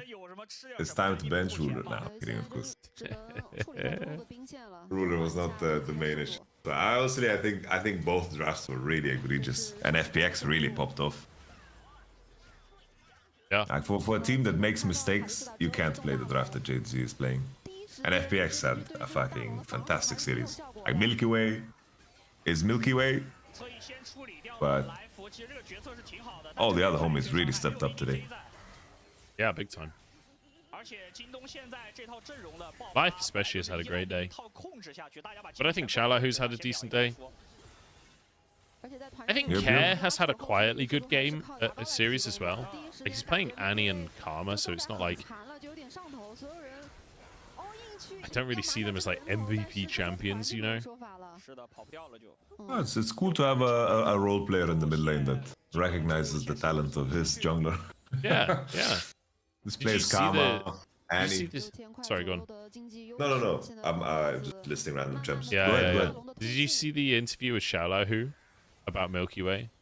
Nope. He was like, the interviewer was basically asking, like, you know, what are you thinking against this next... I can't remember who the next opponent was going to be. I think it might have been before the Billy game. They were like, you know, your jungler is really strong. He's obviously doing a lot of work to get you these wins. Like, what do you think about teams drafting to shut down Milky Way and or banning out all of his champions? And he basically turned around and said, like, my jungle is so fucking good, you can't ban him out, and even if you try and play around him, you'll just feed him kills. It's like, what the fuck? Just like sheer confidence that Milky Way will carry this team no matter what. It's unbelievable. That's really fucking based.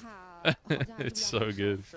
Like, obviously I'm paraphrasing there. I can't remember his exact wording, but yeah, it was like, I pledge allegiance to the Milky Way.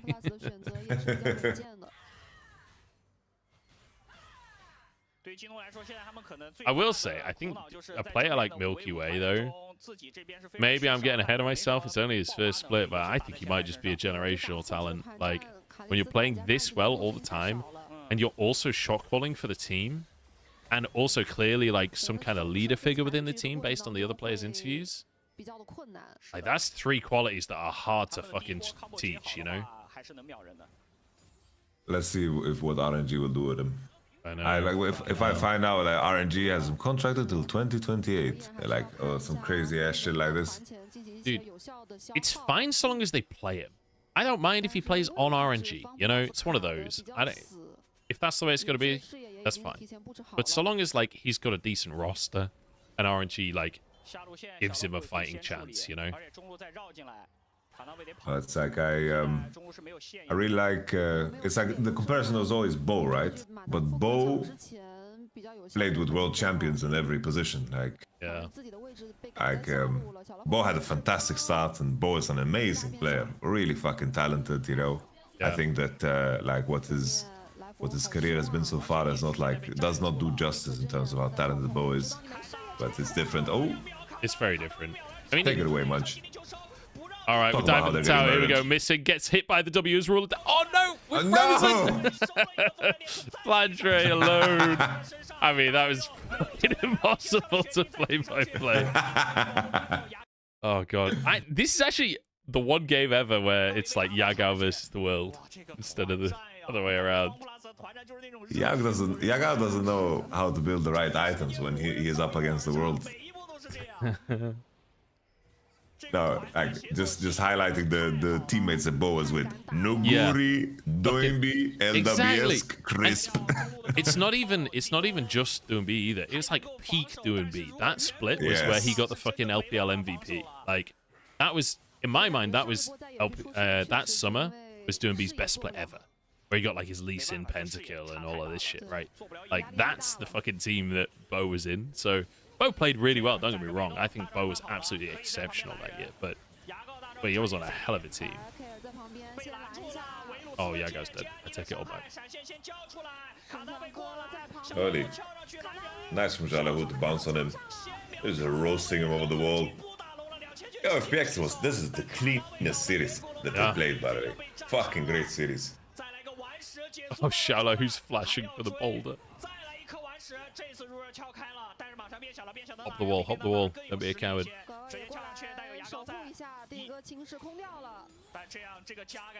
Yeah, this has been brutal, honestly. Like, this is a combination of FPX playing so well, but also like JDG just got absolutely destroyed today. They did not have a good series. I need to go back to the drawing board and really reassess how they want to draft, because this is a team that makes mistakes. FPX popped off today, man, but these two drafts, man, you cannot make mistakes, and you like this one, the 3v3 bot side, the game was just fucking over instantly. But FPX, damn. Yeah. I would argue that locking in these drafts was the mistake. No. I do think that I am obviously joking, but like you just can't afford to fall behind, and you're against a team that they specialize in getting ahead, and you're a team that doesn't. I don't know how else to say it. Like you've kind of played into the win condition of FPX here. It's like how Milky Way put himself in the middle. You ever seen a jungle just fucking put himself in the middle? I'm the fucking superstar here, lads. Get out of my way. Okay, you left your jacket, bro. Oh my god. I need to get myself a Milky Way jersey, man. No, I wanted to loop you in. So basically, I did the tier list, right? Oh yeah. And the gist of it was so basically it was a projection of what I think these teams are gonna end up in spring, right? So it wasn't like a tier list of where people are at right now, because that would look very different. I would put FPX way higher. I would JDG first probably in terms of current form. Like my list is a projection for what I believe the teams are gonna show at the end of spring. So basically MSI is concluded, that's where the teams are at. And basically it's like I put T1 first, Bilibili second, JDG third, then I had Top Esports, JDG, and then sixth I had Hanwha Life, and this is where it gets fucking hard. Like after this point, like Hanwha Life, even Hanwha Life is hard to place. But I put Hanwha Life sixth. Seventh, I had G2, Then I had World Elite was my LPL team that came after that. Because I think LPL's, like World Elite's run in the last like 3 weeks has been really fucking solid. Like I think that they were a very like complete team. They play well together. I think Fofo and Wayward are playing well. And then I had a huge miss with putting fucking anyone's legend in there. I was drinking the Shanks juice, and now after the last 2 series, I'm going to change things up for sure. I'm going to put FPX way higher for sure. Today was a statement. I will say though that like I think everyone was drinking the AL Kool-Aid at the time. Like they looked so much better than they ended up looking. Like that team just seemed to just drop off in a way that I don't think you could see coming. I'm not sure it was like, I don't feel like there were these huge gaps in their gameplay that have now been exploited. I feel like they play differently than when they were winning, you know? I would have been on board when you put AL. I'll say it's disabled, bro. It's a problem. True, actually. Fucking true. I thought that would be a problem for Care, actually. Yeah, like how many fucking Aussie games did he play? And then started locking Nico and he never went back. Yeah. He's got 11 games on Azir. His next most played is Nico on 6. Respect to FPX. What a monster series. Like I'm gonna move them up. Like the day after today. They're above Billy. They're above Billy Billy. Forget the Billy Billy series. Just pretend that match never happened. I mean, they're moving up on my list. They are kind of unarguably above JDG. Yeah. But I don't know. I feel like JDG with actually playable drafts, maybe it's different, but I don't know. They pretty comprehensively got destroyed today, so it feels kind of hard to argue that JDG are the better team off of the series.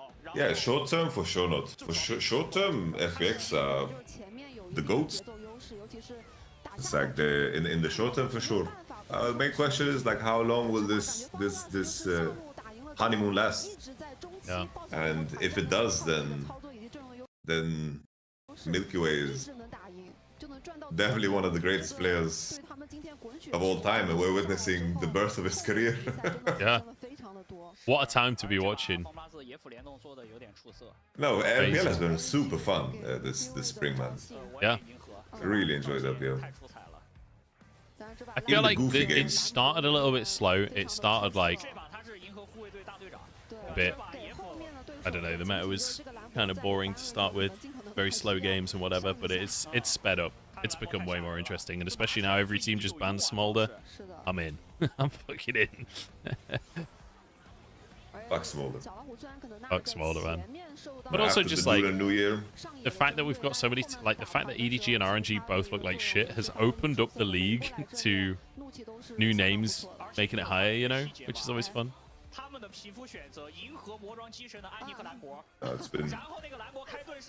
This was so short. Bro, I know. Game just went by fast.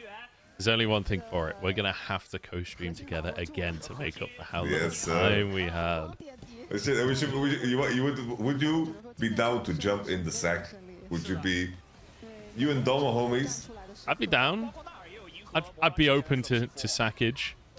Okay, maybe we do some sackage. But I've never asked because I don't want to like intrude. You know, I don't want to. You're a homie. And the fact that you didn't ask is also like makes you homie, you know? Because I'm with you. I feel the same way, you know? Yeah, I feel like that's it. You got to be invited, you know? There's been cases where people like invite themselves, and then it's like it doesn't come across as we're not homies on the couch watching the game. Then it's someone's doing it for opportunistic reasons, you know? But you're a homie, man. Yeah. You're a homie, man. I appreciate that. We spent time in Switzerland, man. Hell yeah. Switzerland, the Vitality days. Yes, sir, man. 2018. Late night Switzerland was beautiful. Switzerland was absolutely beautiful. Dude, we were out in fucking Lucerne in Switzerland, and our meal of choice was fucking late night McDonald's. That was messed up. What is wrong with us, dude? Hey, anyhow, I'm gonna get off the PC. I need to stop streaming and then catch up with LPL later. No worries. I just want to quickly shout out if anyone, if you're closing your stream down, I'm going to have Jest online to do a translation for the post-game interview. So if anyone wants to hear that, oh damn, hop on over. I've got a friend that speaks Mandarin who watches, so he's happy to translate. So. Oh, how do you do that? Can I listen to that too? Yeah. If you. I'll just open your stream then. Yeah, or you can jump on my Discord server is where it'll happen if you want to be in the Discord call. Oh good, I will restream your. Do I have the permission to co-stream your stream? Hell yeah, dude. Go stream my stream. Let's go. Alright, brother. I'll catch you later, yeah? It was a good time. Have a good day. Bye bye. Yeah, you too.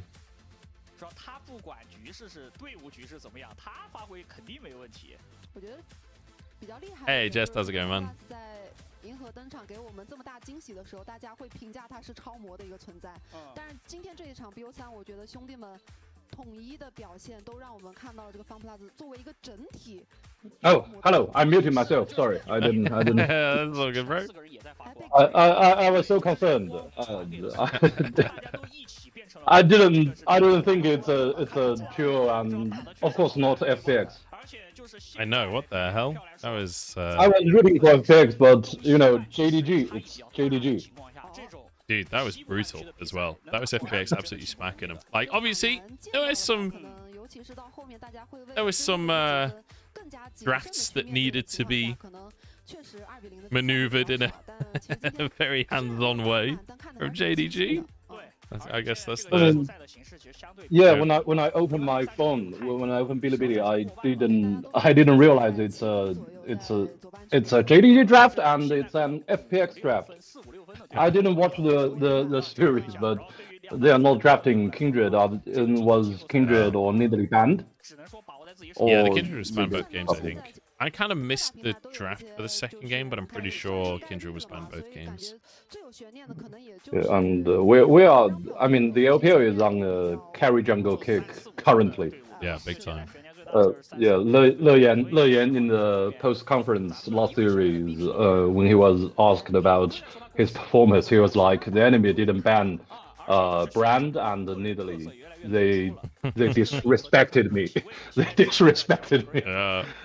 That was his. Did you see the drafts for the first series as well, by the way? No, I missed the first series completely. I know. It was fucking Twitch. I know there's a Twitch. Yeah, Twitch for Abel, Twisted Fate Angel, and then Nidalee for Xiaofeng. It was a banger game, actually. Like, really, I'll definitely go back and watch the VODs for that one. I will for sure. I just want to answer in chat as well. I'm Puzzlemaker. Is it really bad as someone on Reddit saying that contract is like a jail for him? So, yes. Basically, RNG owns the contract for Milky Way. I'm not 100% sure how long that contract is, but basically he's on a trade with LWX. So RNG owns his contract. RNG famously like to keep players in contract prison. Basically, whether or not they play him is up to them, but they can also just stop other teams playing him if they think that he's going to stop them winning games. So RNG have a history of stopping players in that way. So yeah, it's pretty bad news for Milky Way. But I don't know when that contract ends. I can give you some context after the interview about the RNG situation. Not necessarily Milky Way, but RNG, the law department in the whole. It's like it involves Uzi famously, how his untimely retire, his first retire. There are a lot of controversy around that retire when Uzi was talking about his health issue, but is that necessarily true? Yeah, there are a lot of dramas around that, but one thing is pretty clear is that RNG did not want him to come back to pro play in the first place. And yeah, Bilibili made effort. Bilibili made effort. Yeah. And the crazy thing we call that karma. The crazy thing as well is that was a streaming contract they had with RNG as well. That wasn't even like a player contract, and they still contract held him. It's. I believe it's. I don't know the law terms of that. It's not just streaming contract. It's something like financial contract. It's not just your income from streaming, but some other like how do you say that? You making commercials and other activities. That's the financial contract, I believe. But I'm not sure about the law terms.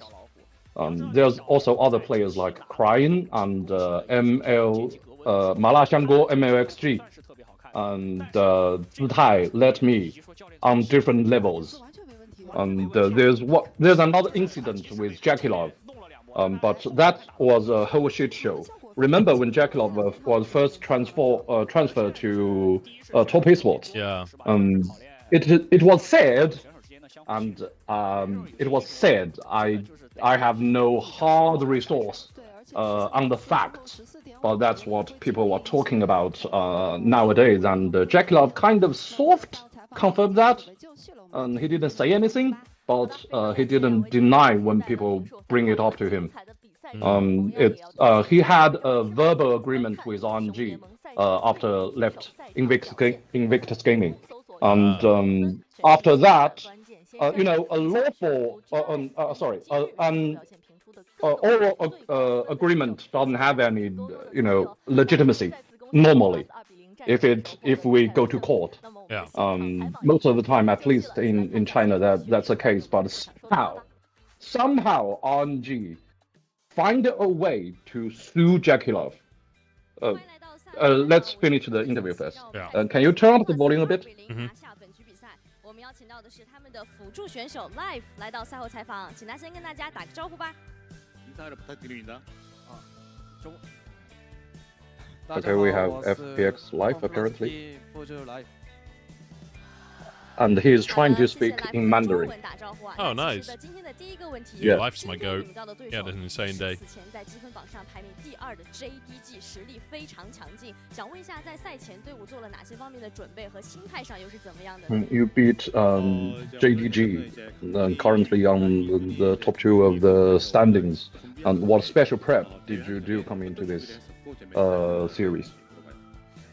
저희가 징동전 전에 BLG랑 강팀이랑 있었는데 그 대회에서 저희가 넘어지는 모습이 많이 보였고 그 점을 어떻게 보완해야 될지를 생각해서 오늘을 또 준비한 것 같습니다.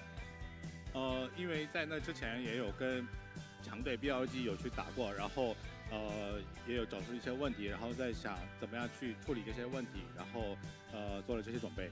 确实调整得很 Yeah, we fight against other strong teams like BLG, and we find our shortcomings and weaknesses, and we made adjustment. That's about it. 中期之前，其实京东取得了一些优势嘛。那时间来到20分钟的那一条土龙团 ，FunPlus 这一边是团战先行打残了对面的石头人之后，在这一波团大。They're talking about the Drake fight at 20 minutes, and they poked out Malphite first, and blah blah blah. I assume it's game 1 that I didn't watch. Yeah. So they were talking about that team fight, and they were asking about the decision making. 저희가 이제 처음에 좀 불리했어도 조합 파워가 있는 조합을 가져온 상태라서 계속 기회를 보려고 했고 저희 팀원들끼리 어떻게 하면 좋을지 계속 소통을 많이 했었던 것 같습니다. 虽然我们阵容可能前期会劣势一点，但是我们阵容还是有力量的。那我们当时一直在讨论，就是我们怎么样处理会更好，做了很多的沟通。 Our comp was weak in early game, but not that weak. And we are trying to figure out a way to win the team fight, and that's what happened. 领回了对面的中单，所以说在这一波他是为队伍立大功。那这一波他是怎么做到的呢？ And he was asking a specific team fight when I believe he was playing Alistar because he was talking about push or kick or headbutt he headbutts the Konami mid with lane Konami's path. Transec, Yeah, and he was talking about how did you make that happen? 스킬 실수도 나왔는데 좋게 돼서 다행입니다. 当时是因为对面岩雀使用了大招，然后他们想要推我们的中塔，然后当时 They're Talia ulted, trying to get our mid tower. 做了这波操作当然也出现了一个失误，但是结果上来说还是比较好的。确实。And yeah, I find the angle with Talia War. I made some mistakes, but the outcome was pretty great. 在前期打的是更主动了。首先是在下路3分钟的时候配合赵信3v3，让赵信拿到了3杀。紧接着在5分钟， Game 2， 下路二人组赵信新造 triple kill. What the 可以 fuck? 说是帮助 FunPlus Did that happen? 滚起了巨大的优势。可以跟我们 I'm 分享 afraid 一下 it 前 did 期的思路 at like level 2, yeah, level 3. 이제에서 It was 이제 brutal. 우리가 초반에 이제 3대4 바텀에서 이제 Yeah, she was asking about the play. I didn't. I'm a bit laggy today as well, 이렇게 이제 우리가 so 스로잉 I'm not sure where the question lands. 그때는 우리가 이제 초반에 설리를 어떻게 했는지. 초반 같은 경우는 상대방이 이제 한번 실수하면은 그 후로 많이 힘들어지는 픽이기 때문에 저희가 언제 싸우면 좋을지를 잘 잡고 초반 싸움을 잘해서 상대방이 이제 스펠이 빠진 타이밍에 계속 이득을 보려고 했었는데 그렇게 된 것 같아서 잘 된 것 같습니다. 因为对面这个阵容的话，就是他们不能出现一次失误，出现一次失误，如果说被我们抓到的话，是比较好，去做翻盘。The enemy team comp cannot make mistakes. 在对面没有。If they do, they were pretty much doomed. And luckily, we forced their mistake in the bot 在 lane. 这个赛季让大家印象深刻的点就是他们非常喜欢科研。那 AD 位置上目前是出了16个不一样的。They were talking about their bot lane picks. They are very innovative. They have more than 10 picks on both role, mid, bot and support. And how do you describe your own playstyle? Curious to see what he says here. 엄청난 이제 셰프폼을 보여줬는데 He's got 4 games of Rumble support this split. 목표를 좀 평가를 한다면 어떻고 그리고 이제 우리 팀에서 어떤 역할을 하고 있는지. 저랑 이제 덕담 선수 같은 경우는 경험도 좀 있고 할 줄 아는 챔피언이 많이 있기 때문에 저희 팀 상체 조합을 보고서 뭐가 필요하면 뭐 하고 그냥 조합 맞춰서 뭐든 할 수 있는 역할을 하려고 하는 것 같아요. 因为我跟 AD 选手是可能是比较有经验的一些选手，然后我们平时会玩的会比较多，然后会根据我们的阵容。Yeah, me and Dagda were pretty experienced, therefore we can play in a different variety of champions, and we can find the best bot duo to fit our playstyle and our team comp. I mean our team's playstyle. 接下来常规赛仅剩4场比赛了，想问一下他对于接下来比赛有什么样的期待吗？ There's only 4 series left for you guys. What is your expectations coming into playoffs? Going into playoffs. 저희가 지금 좋은 모습 보여주고 있는데 실수도 많이 나와서 승패에 관여 없이 저희가 For FPX. 대회 때마다 실수 많이 나오는 모습을 더 보완해서 다음 대회는 어떻게 더 잘할지 좋아진 점을 보여주려고 계속 노력할 것 같습니다. 虽然现在我们是来到8胜，就是状态还可以，但是其实在游戏内，在比赛内还是有很多的失误的。那我们接下来看怎么样去减少这些失误，然后表现出更好的竞技力。也相信 FunPlus 在 Yeah, we're trying. Actually, we are playing pretty good. We're on a good form currently, but there's still a lot of things we can improve and make adjustment. We make mistakes in games, and yeah, we will try our best and get the best result possible. So yeah, that's pretty much it for the interview. Nice. Pretty PR, but still good to hear from live. Had a great day. Yeah, it's not a boring one. It's not a boring one. We had we've had way worse. Yeah, like we just did it. Something like that. I'm really glad that the interview wasn't about Milky Way as well. I feel like we've seen FPX interviews where they just ask teammates about Milky Way instead of like. I'm just gonna mute this. Instead of like talking about the player that they're interviewing. So. But to be fair, I remember that was Xiaolahu, and it was Xiaolahu was troll. Let's not say trolling, but he was not having a great series. It's more like Xiaolahu build Milky Way up. Yeah, I remember that. I reference that interview all the time. Like how he was like, you cannot draft around Milky Way, you cannot play around Milky Way. He's gonna win the game anyway. Like it was such a good interview. And that's a good segue for my fan theory today. Are you ready for it? Yeah. Let's go. Yeah, as you know, Milky Way has been on the top of the topic in the LPL community, in the Chinese community in particular. So we have seen a lot of hyped up rookies like Bo, but that's a whole nother story. But then there was Le Yan and Xun and Meteor. I'm not sure how to pronounce his name. That he spelled that weirdly. Meteor, the former BLG jungler,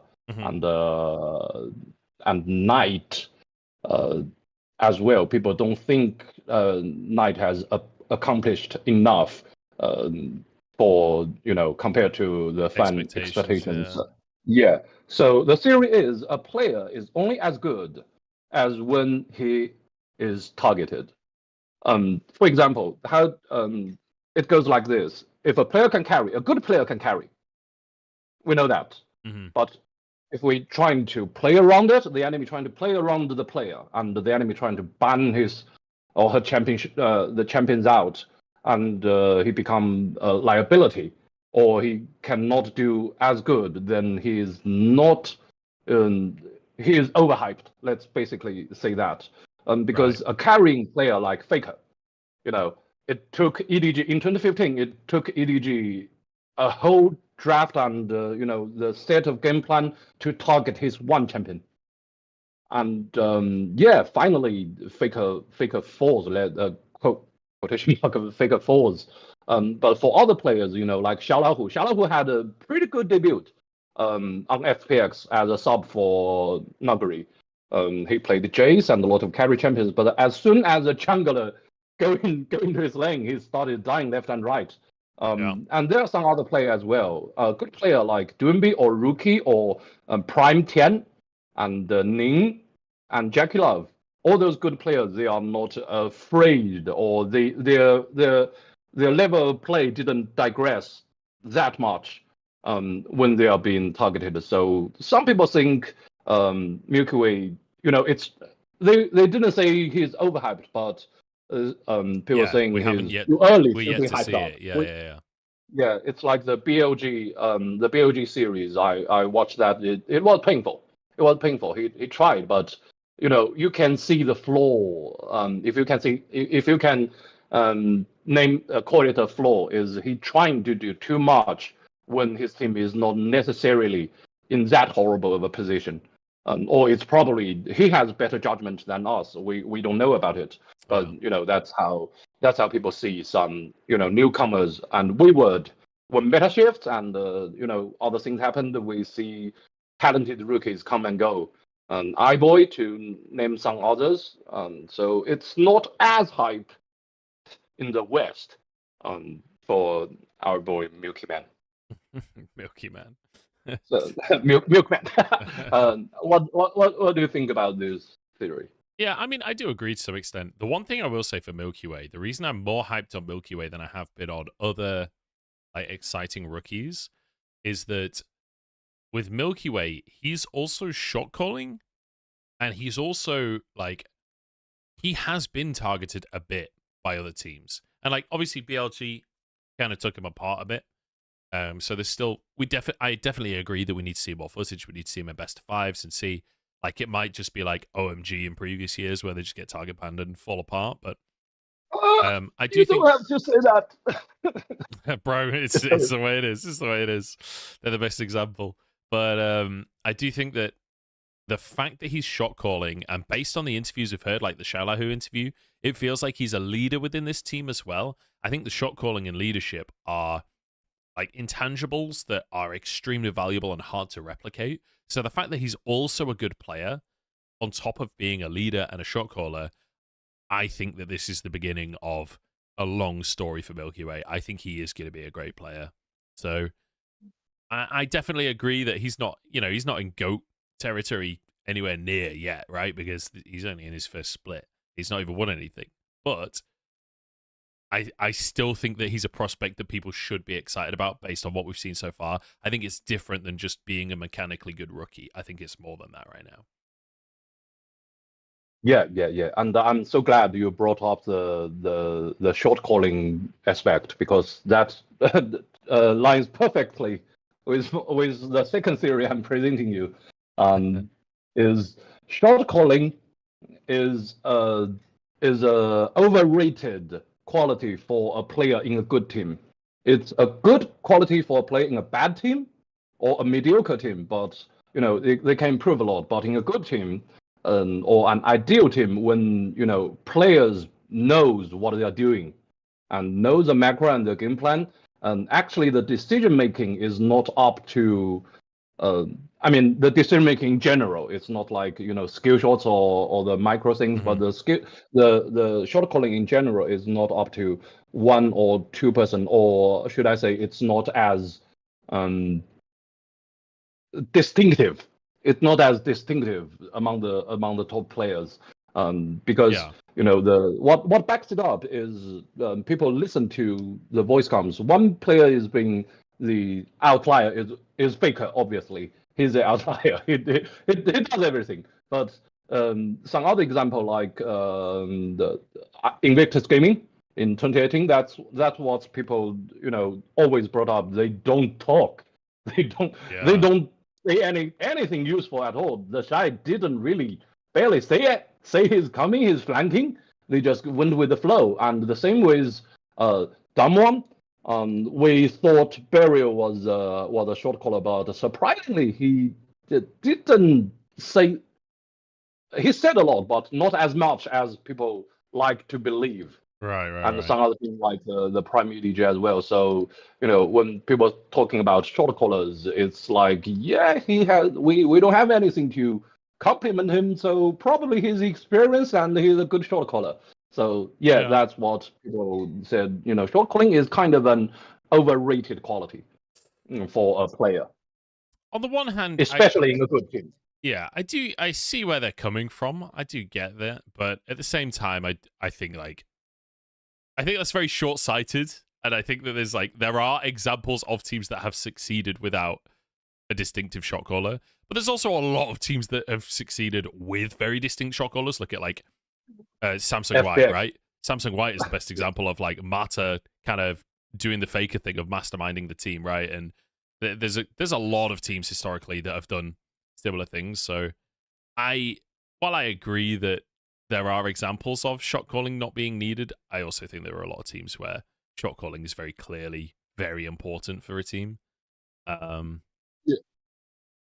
My favorite example is FPX 2019 when Doomby and his summon the timers. Yeah, and Faker is the outlier. Faker is the obvious very best example, but he does it in a way that it's not even shot calling, it's like micromanaging. It's unreal. It's him and his puppets. It's just ridiculous. So but yeah, I get where they're coming from, but even just from a perspective, even from a cynical perspective where the shot calling won't matter if you got a good team, just showing that clear understanding of the game at a deeper level, I think is still valuable. So I think even if you don't end up shot calling on the better team, I still think it's valuable to be showing that level of understanding anyway. So yeah, that's what behind the shot calling anyways. Exactly. The knowledge. Yeah, I agree, but I also think the first part of the theory is a good shot caller can lift a bad team or a mediocre team to a higher level than they were. Yeah, so I guess the main point is a really good team. The players already know, they're drilled on protocols and know what the game plan is. So they don't need to be told when Baron is on the cards because everyone knows. Everyone sees the Baron opportunity, so you don't have to call it in the same way. Yeah, when it's phrased in Chinese, I believe is when you are good enough, you don't need short call. That was it. So I was trying to make it sound like a proper argument. Yeah. I mean, I do fundamentally agree with that. But yeah, I don't think it diminishes the value of a player's ability to shot call, but I do agree that the very best teams generally don't need a shot caller. Either way. Cool. Yeah, that's it for me today, and I'm glad I made it home on time. Yeah, appreciate the translation as always, man.